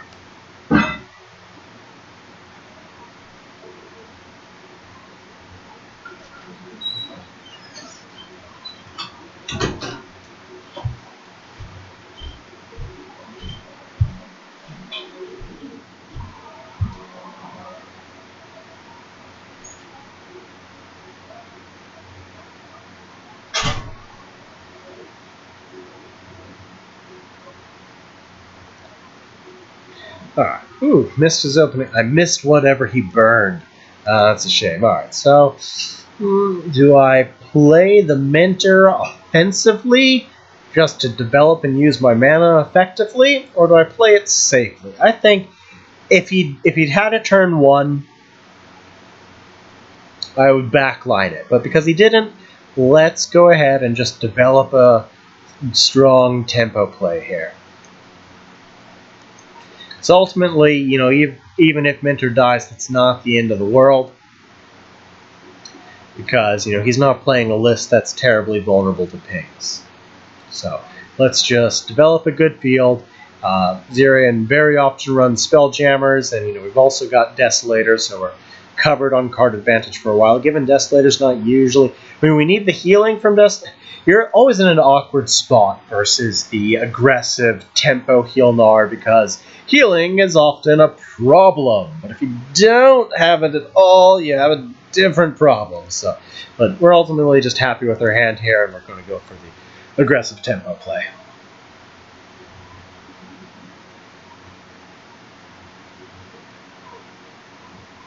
Tempest. Brutal. Well, so now he may have skipped his turn 1 on purpose there. But we have a halfway decent Desolator turn here. We don't need this Nethermeld this early. That Juggernaut's not big enough.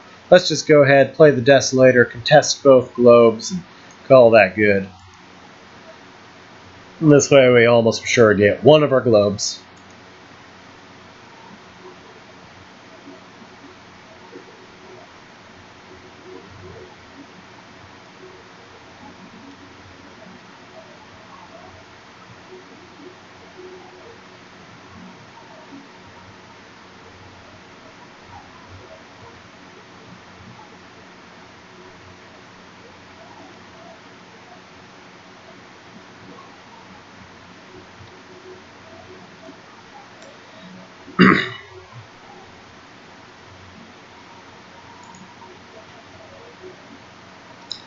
Alright, Shadow Nova will quickly move that Juggernaut from 0 to hero there.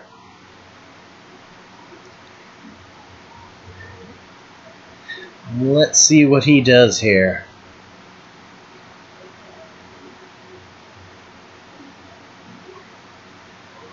Oh, War Exorcist. Fancy.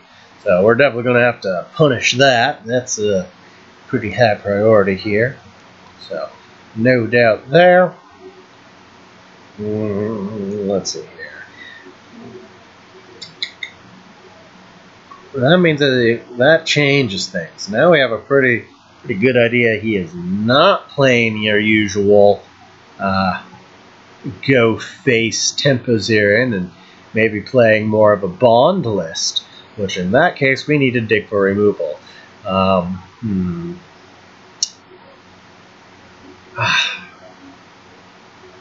really want to keep both of these. It's a little late in the game to... I suppose we could replace our Desolator. It feels awkward.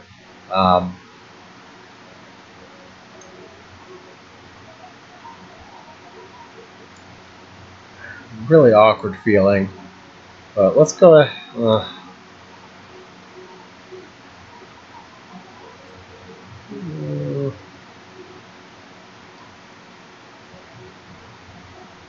No, he's probably got good answers to Juggernaut. Alright, that's important. So we're controlling his spot on the board, contesting this globe. Not going to go face, because we are also a very late game deck.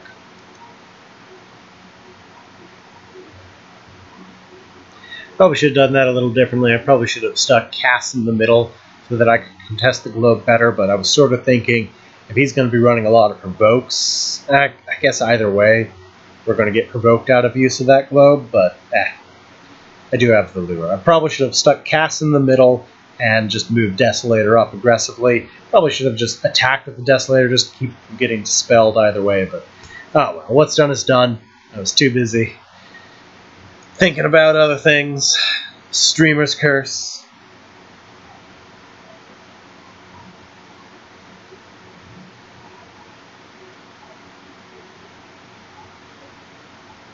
Sun Sister. We definitely don't need 2 Desolators.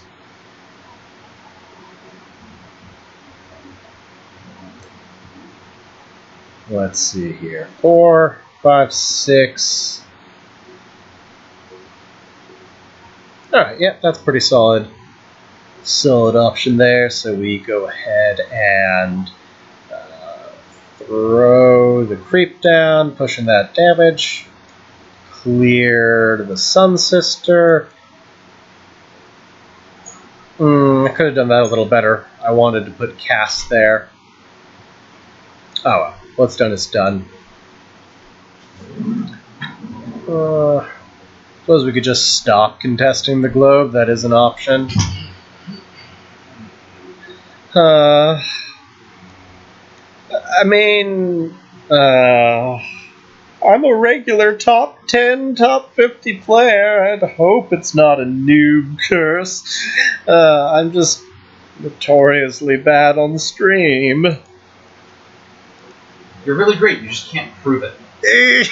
I can prove it. I take screenshots of all my top 10s and top 50s for this exact occasion. Alright, well, I'll just contest the globe with my face. I can't deny her access, but oh well.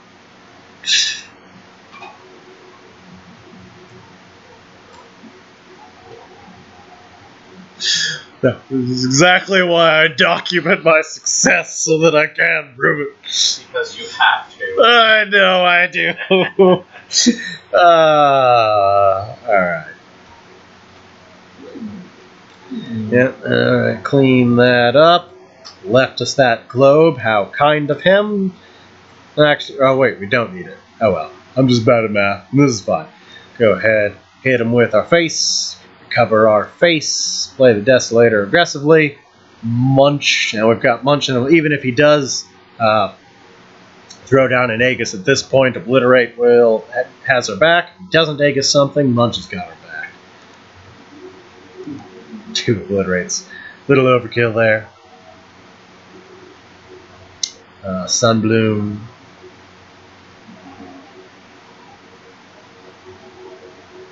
Got too much health to be using this Munch. Suppose we could just obliterate. But then Munch becomes really bad if we obliterate. Alright, well let's replace the spare obliterate, because that's a little bit much there. Yeah, let's just obliterate. We've got 8 tiles yet. Oh no, we only have 6. I don't feel good. Alright, well we can munch that away perfectly, and then we'll toss down a crawler. There's no way we can position it defensively. So instead we'll just toss it here to hopefully drop a creep tile on him. And even if it doesn't, if he just clears it with his face, I can probably kill him with Obliterate now.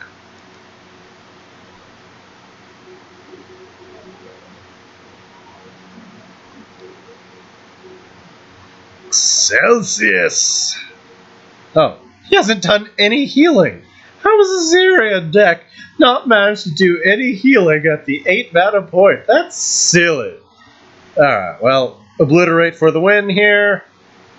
Yep, let's just keep it simple and go for it. I suppose I could have at least Abyssal Scarred first, but it doesn't matter too much here.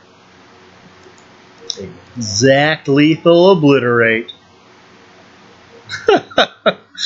Azirian. No healing done over by the 8 mana turn.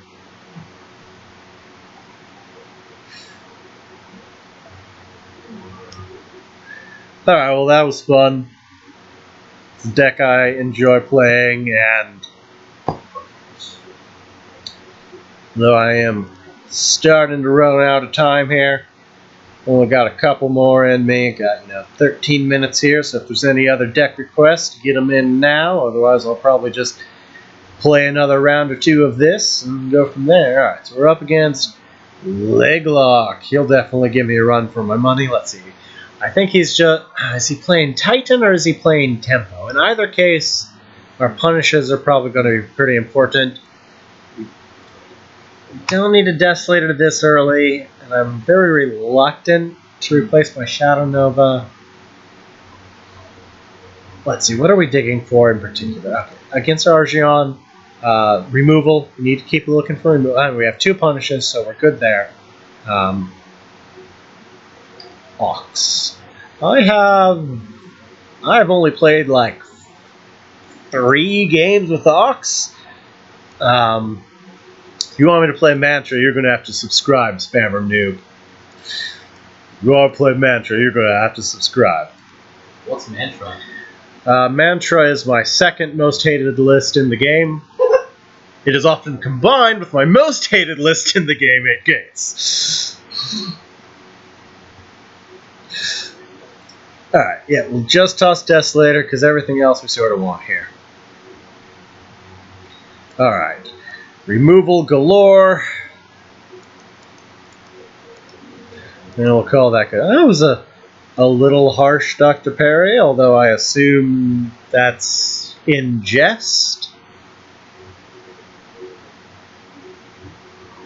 Oh yeah, I've had entire streams dedicated to black magic before. I'd be happy to pull it out. It's very consistent, but it's consistently just competitive.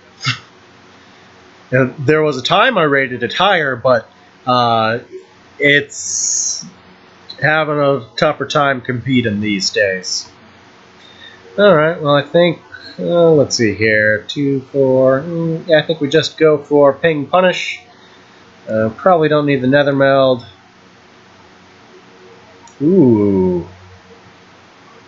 3. I guess we'll actually just use our fate. Hold on. 2 for... Okay. We'll play the Mentor to deny his glow. We will ping that and just clear it with face. That way we get the spare. Alright, we have now denied the globe, cleared his field, and gotten Mentor's effect. That was beautiful. Again, I think if you want me to do that, you're gonna have to subscribe for that, or at least catch me on a vet quest day. I actually do have a deck that tentatively runs that. Speaking of that, like I do have. Well, I cut it from the. I cut it from. This deck has Sphere for a couple reasons. Sphere doesn't make it into a lot of my creep lists these days, but this is explicitly a Tormentor Nethermelt list. One of the few places Sphere is still really valid. Well, I mean, I just rope every turn, period. That is just who I am, because I'm very slow. Let's see here. I think definitely playing Ooze. Suppose we could just double ping that to clear it. We really do want to deny this globe. So let's see here. Yeah, let's just Sphere. See where that gets us. Play the Ooze.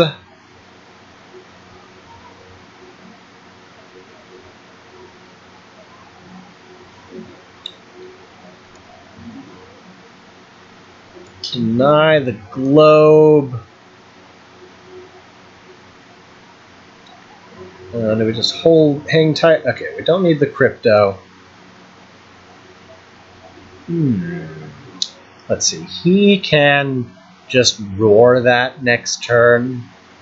I'm just debating between maintaining my card advantage and Bloodborne spell, or getting that extra proc off of Ooze here. But since I've already put a tile under that Sentinel, there's a pretty good chance it's just gonna not do a whole bunch either way there. Oh boy, definitely not going face. Let's just.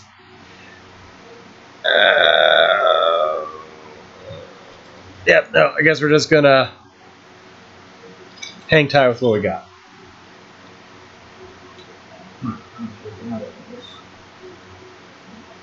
So that will likely kill the Ooze here, and if we're really lucky... Oh wait, never mind. We don't have 6 mana, so Torment... Oh, curious. Well, right, now that makes perfect sense. I should have pinged the Sentinel to prevent that exact play. Oh! Okay, never mind. It didn't matter either way. Could have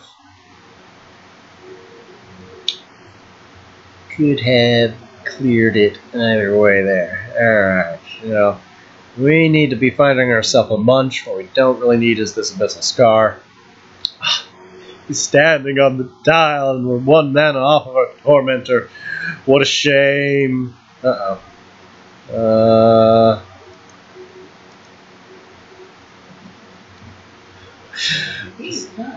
Sorry, Divinity.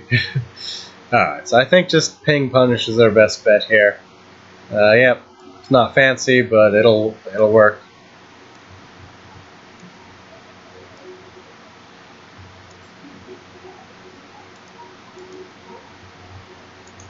Our health is getting dangerously low. We do have Desolator, but we really want to find is a Munch.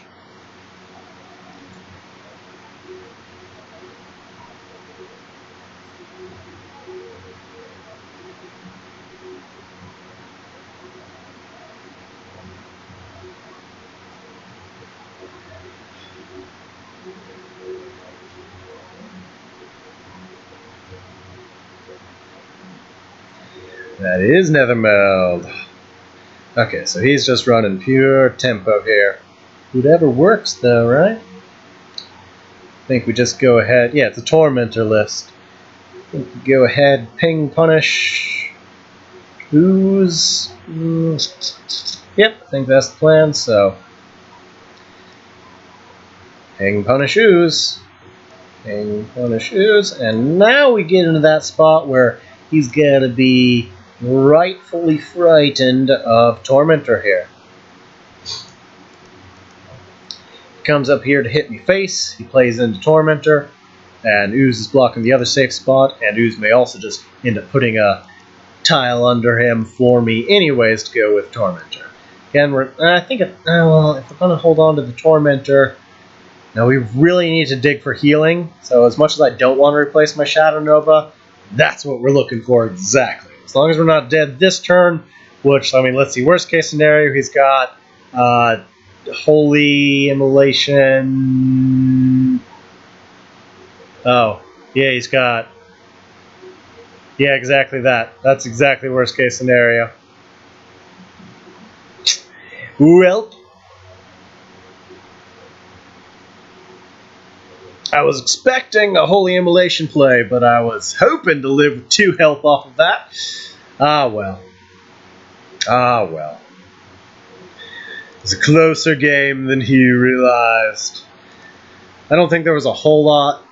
No, there was. Right, no, because he had the Holy Immolation either way. So it didn't make. No, I should have pinged the Sentinel. That way he was forced to use Immolation in the reverse sequence, which.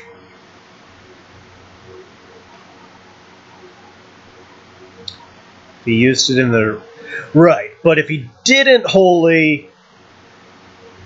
If he didn't kill me that turn, Munch was about to really turn that game health-wise around. Yeah, I made one mistake that game. That was not pinging the Sentinel, because if I pinged it, he would have been forced to use Holy in the reverse sequence, which would have left me a tiny bit of extra mana that I could have probably squeezed in a Desolator play. But it wasn't a big difference either way. I may not have been able to have mana for the Desolator either way. So, but I should have pinged it.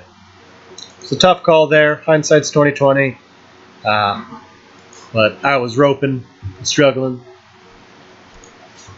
Alright, so I think we're just gonna play our last game with this, since I like the list.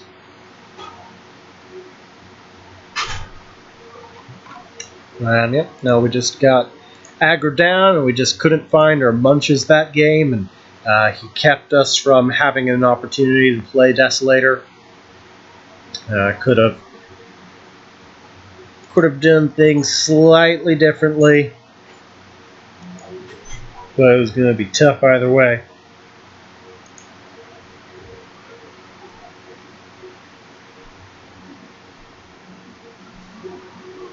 Alright, don't need Obliterate in opening hand, don't need Nether Melt in opening hand.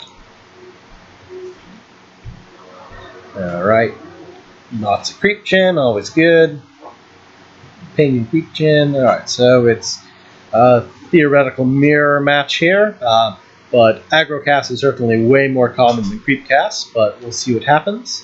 Okay, so that tells us it is almost certainly aggro cast. Let's go ahead, draw a card first before making any other decisions. That's always good to see. Don't really need the Scripto. Crawler's always good. Let's go ahead and wander on up here, contest the globes, and call that good.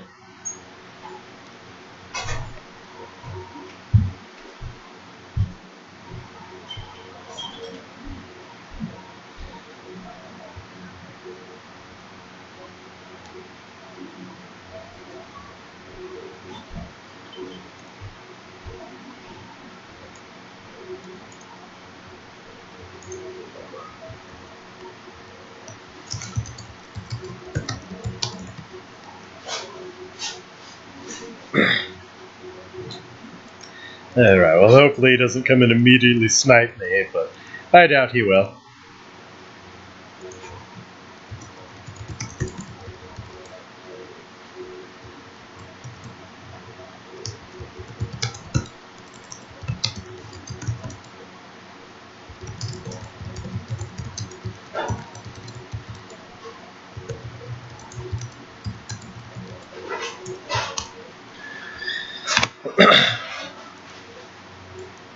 Alright.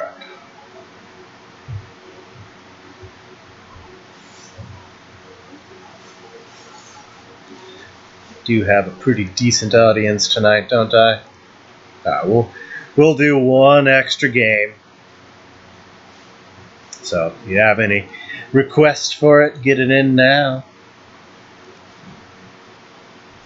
Alright, well, let's see here. Still probably don't need nether melts right now. Let's see. Could just lure that away. Yeah, I think we'll just toss that far away and go ahead and throw down a Sphere of Darkness on it as well. Come up, clear the Primus. Just to make sure you can't throw any buffs on it. And clearing the field's typically a good plan to have. Munch is going to keep us in this game. We're just sort of slowly developing our creep, getting ready to play a sizable Juggernaut who will likely just get punished, but we'll see what happens here.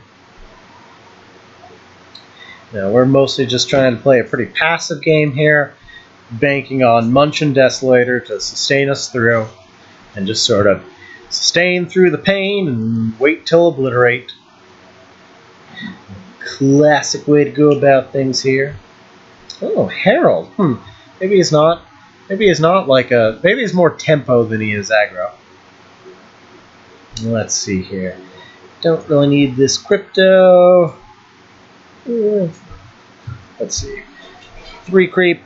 Not a bad spot for Juggernaut. He's probably going to just get punished anyways. Let's see. Do a trade face here.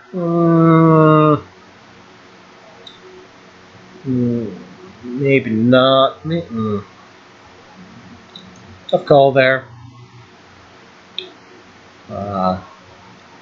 Trading face means I can kill it for sure next turn. I'm not really too worried about the Herald either. So let's just preserve our health and make him do the trading here. Shadow Nova. If he doesn't answer that Juggernaut, that's gonna hurt.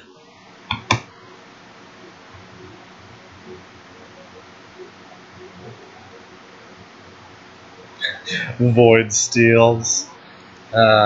Which is not a bad card. I mean, I'm laughing, but I'm laughing because I don't think it's going to happen. But Void Steal is definitely not bad. However, I don't think we'd see it outside of a Swarm list.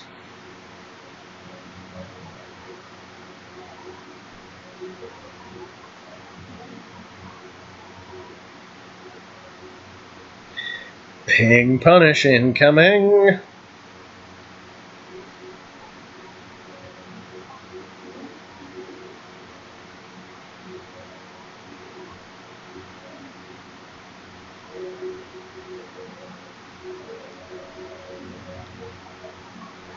If he doesn't Ping Punish, that's gonna hurt. Gonna hurt a lot.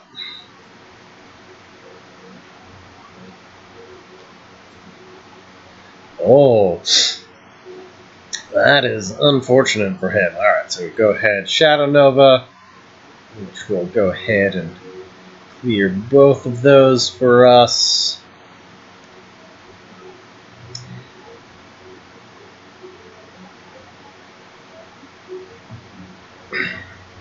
And now we get to go face with that.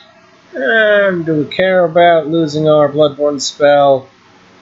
It's not doing a whole bunch for us right now either way. Yeah, go ahead, go face. And I think we'd go ahead and play the Ooze as well. We do want to keep it away from that Sojourner if we can. So, keeping away from the Sojourner is just not terribly realistic, so let's just go ahead and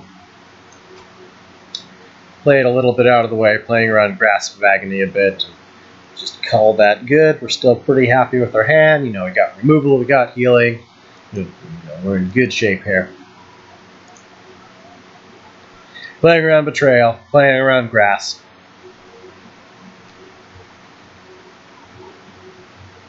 And there's the Obliterate. We're in pretty good shape.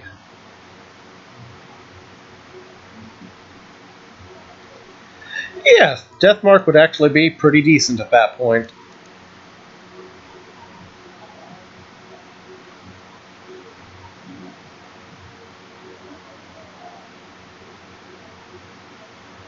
Oh, does the poor bastard just not have an answer for Juggernaut 2 turns in a row? That's just unfortunate. I feel bad for him.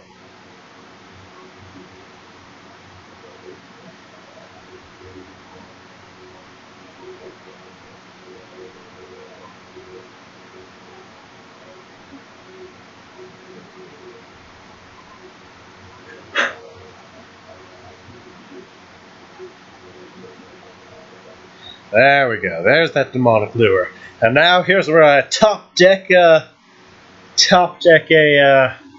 nether meld. Do the deck's other fancy trick. Oh man, he is just going wild on that. I mean, aggro's the name of his game, so it makes sense enough here. Right. So let's see here. We don't really need this punish. Let's see. I think we just go ahead and clear that, preserve health, make walking onto that tile an unpleasant aspect, and just throw down a Desolator, because why not? Gets our health into a comfortable range, and now he is quickly approaching Obliterate problems here.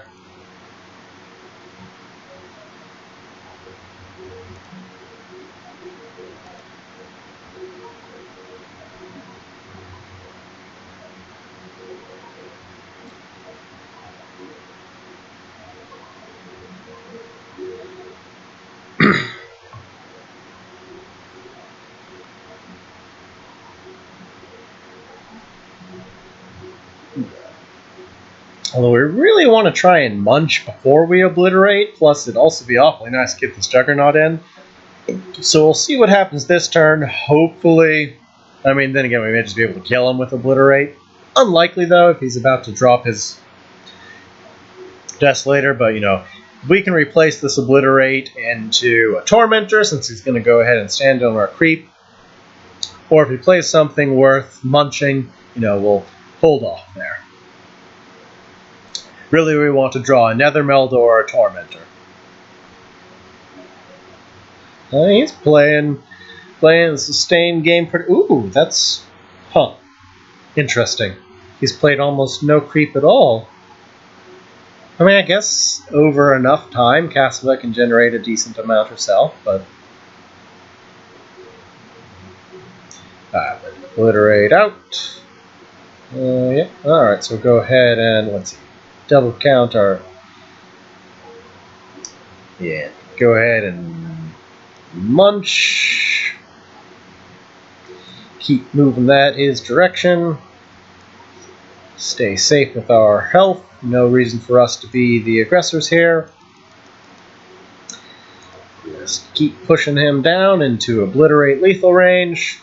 Playing the sustained game, you know, because I have things he needs to deal with. And I've got answers. I've got time. He's on a clock. Oh, there's our Tormentor. A turn too late.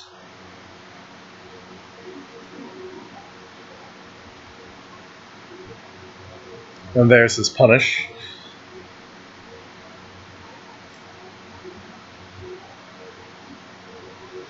But now that he's used his punish... I don't know, playing Tormentor's worth it anyways, but we'll see here. If he attacks, he's dead. Ah, he was smart enough not to attack. Alright, don't really need two of these. I think we go for the double Desolator. Nah, we go for the punish. Yeah, alright, so punish that, and now we can start getting aggressive here. Alright, so clear that off, hop on down. Play the Desolator, or do we play the Tormentor for style? Nah. Let's do the smart play the Desolator, and go face. We're going to play one more game after this, just because I've got a good audience today. Still have a chance to get some Tormentor usage. He is officially in Desolator lethal range, or in Obliterate lethal range, although if he double Desos, he may be able to preserve his life. If he pings well, no, if he double Desos... No, if you kill it with your attack, you don't get the Dying Wish. Yep, Obliterate for the win. Clever of him placing it on the... Well, I don't know if I'd say that's clever, but it does mean I can't generate one more. Yeah, if the Desolator survived the hit somehow, sure. But under normal circumstances, it won't. But yeah, I think we just go ahead and ping it for good measure. Obliterate.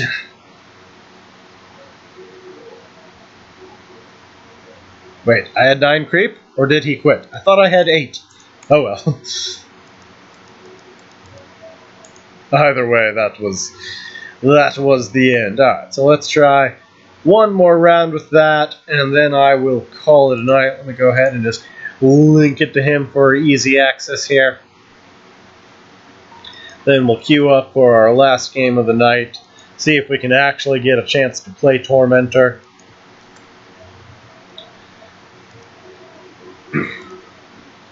And then we will go from there. Definitely a good game. Fun mirror. I'm curious why you were playing the Juggernauts. I didn't see any other creep gen. Was it just because it's a cheap budget card that slowly gets better the longer you're playing casts? It just seemed like a little bit of a odd choice without any obviously noticeable creep gen. Like, you don't have to play a dedicated creep deck or anything, but I think I would have at least seen an ooze or something along those lines. I'm still just not quite sure what you were playing. Was it tempo cast, or was it just sort of budget, playing a decent curve, so with an aggressive game plan? I mean, you had your Desolator, so okay, there are 3 uses in there. Okay, awkward hands happen to the best of us. Just sort of playing a mid-rangey cast list. I got you.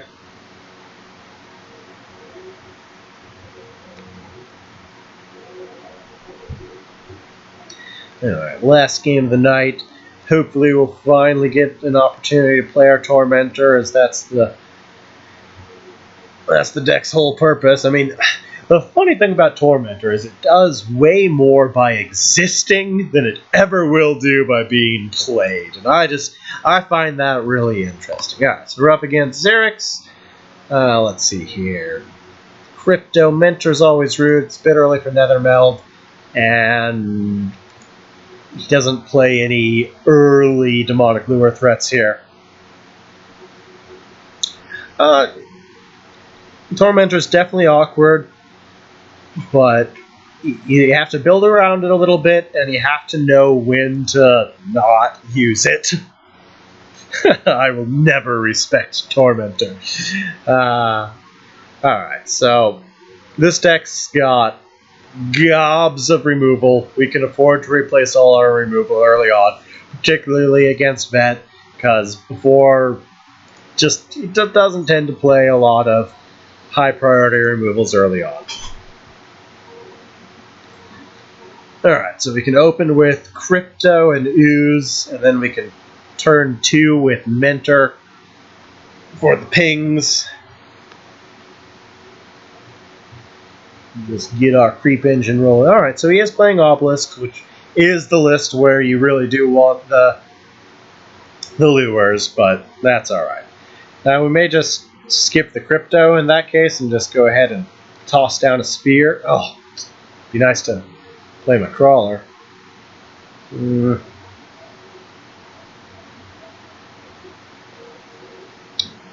let's just... Crawler can come next. So, Ooze, Sphere, call that good.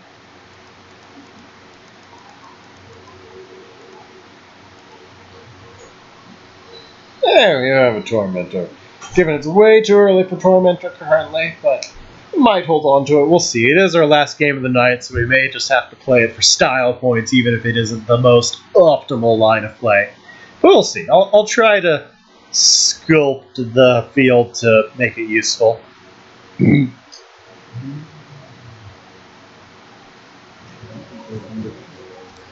That's a lot of information.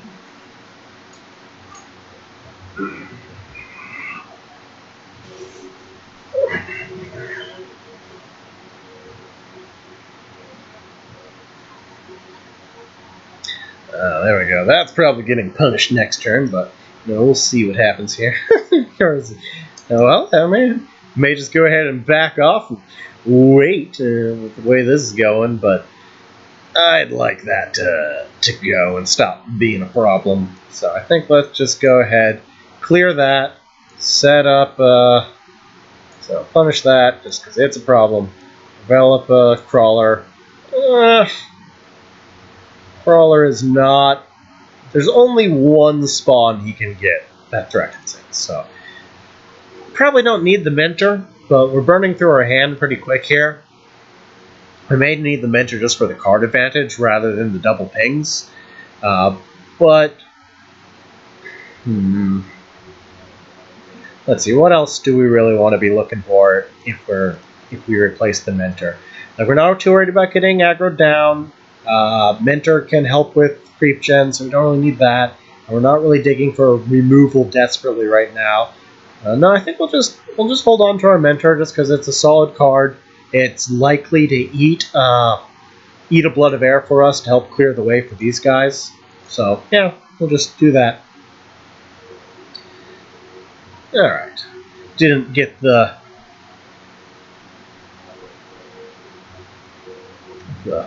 1 out of 7 good spawn there.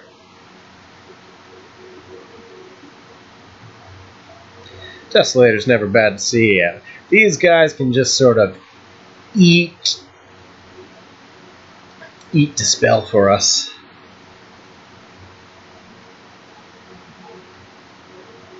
Or, well, eat answers for us, not necessarily Dispel. More likely Blood of Airs.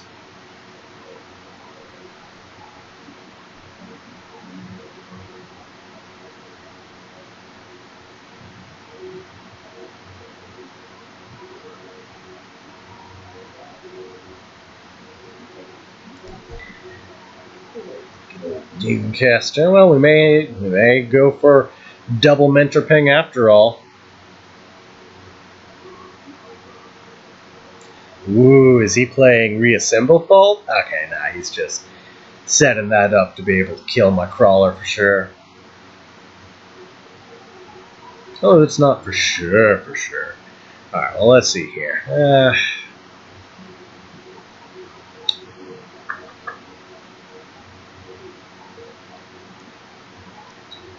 We can potentially keep the crawler safe with Mentor.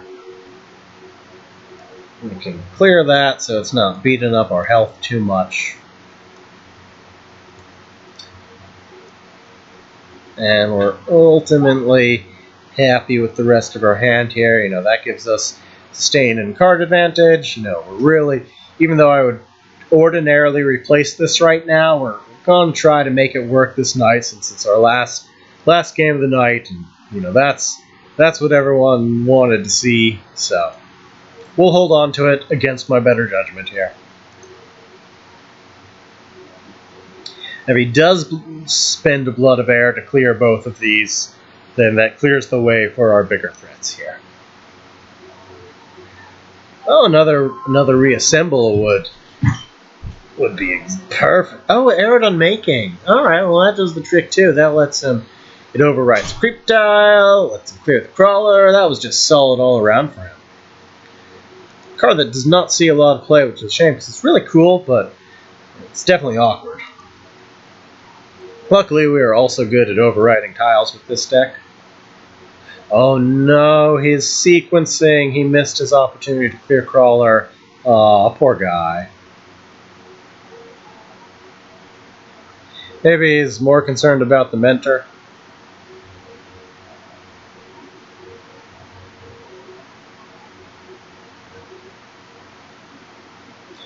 Yeah, we're gonna have to save this lure for that Portal Guardian.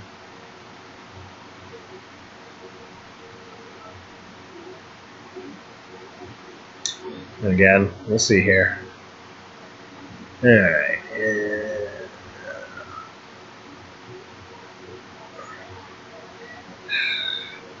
Juggernaut is just gonna get cleared, no doubt. Yeah, Juggernaut's just not gonna work out this match, is it? So, ooh, Nether Meld. Always fun. Alright, so we can go ahead and Nether.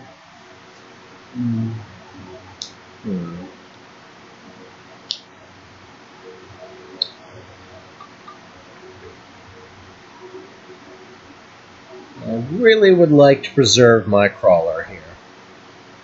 The only way we can do that is by blowing our stuff here. Well, hold on now. I can hop here. Nah, we want to protect the crawler, which we really do. We've just got to blow our removals. That Portal Guardian's a long ways away. I don't think he's playing Astral Phasing.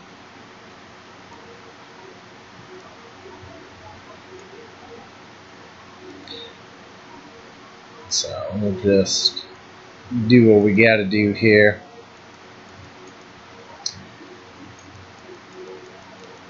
Keep our crawler alive a bit longer here.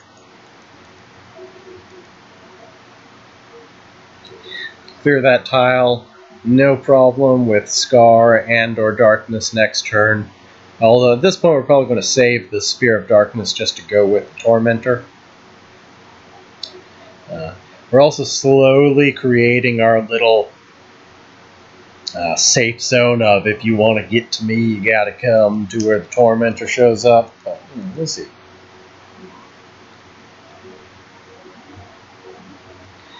Really, we were trying to just still for time here. May have to use the Spear of Darkness just for the cycle, but we'll see what happens. No, Portal Guardian. Fancy.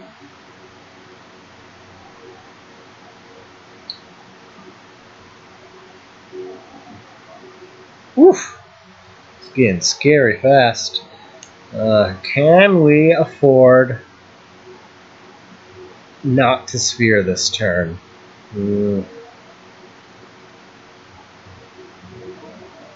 Nah, we really got to dig for our Obliterate at this point.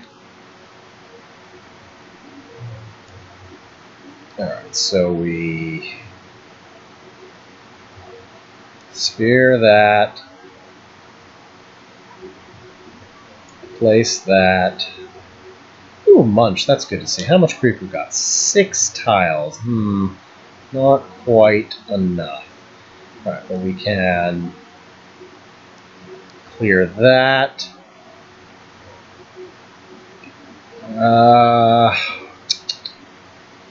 Still going to be... Okay, no, we can clear this Portal Guardian with a little extra. Alright, so unfortunately we will have to trade in our crawler, but we've got to, because we just cannot risk leave this Portal Guardian up for a turn. And that's a big chunk of health to get back. There we go. Alright, cleared up his tile, developed a good field. We've got we've almost got our circle of creep protection to get the use out of Tormentor here. And we can just play Desolators for stall now. Back into the corner. Although that Portal Guardian is coming for us, I may have to replace the Desolator. Just because that Portal Guardian is too scary.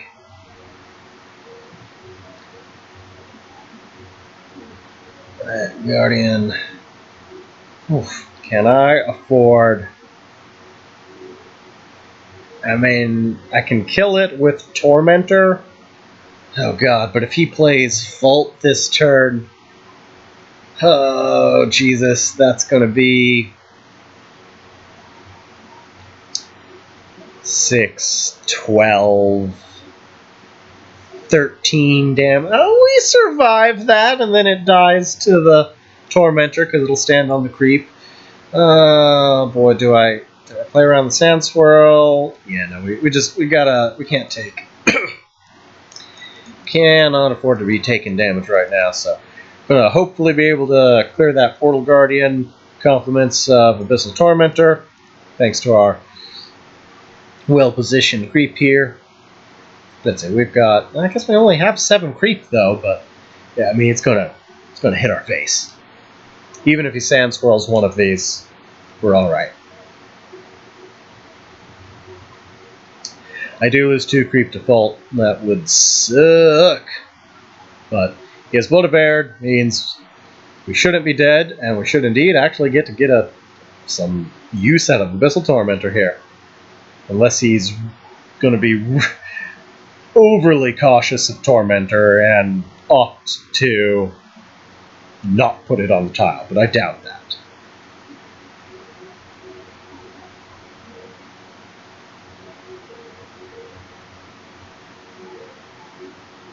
Hey, we're going to get to play and get use out of Tormentor. That feels pretty cool. Mission accomplished for the night. That definitely hurts, but our Munch took care of us, and we've got Desolator spam to take care of us after that. So let's go ahead, get that nice Tormentor out here. Do we play around? And okay, we play around Sand Swirl, and can we play around?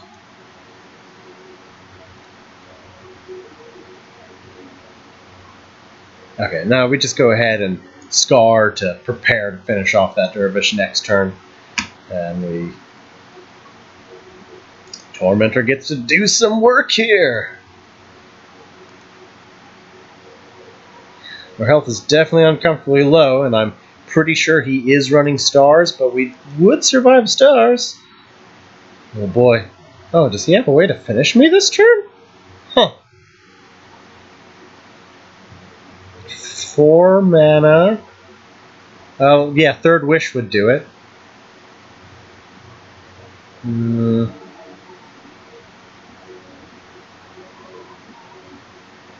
Oh!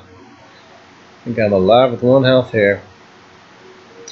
Alright, we're into a complicated position, so we're going to need to ping that. We're running a Desolator. 4, 5, 6, 7, 8, 9. Okay, that's not bad. Alright, so that will clear the most. Alright, so Spears.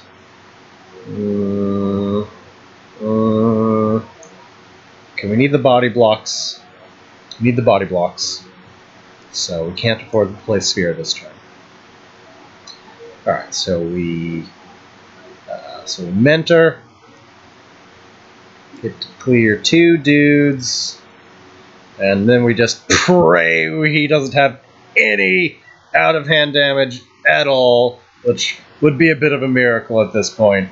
But it is what it is. Shame we couldn't find a Tormentor or another Tormentor or Obliterator, but it is what it is.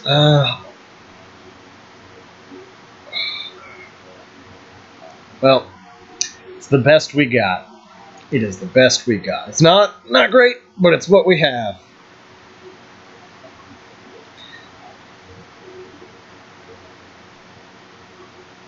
It's been a fun game either way. You know, you can have fun losing sometimes.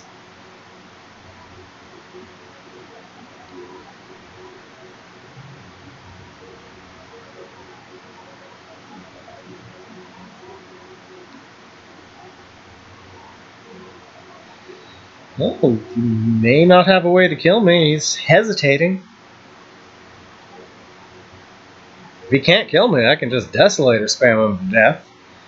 It's not an elegant way to win, but it works. attacks. Alright, is he trolling me, or is he just one short here?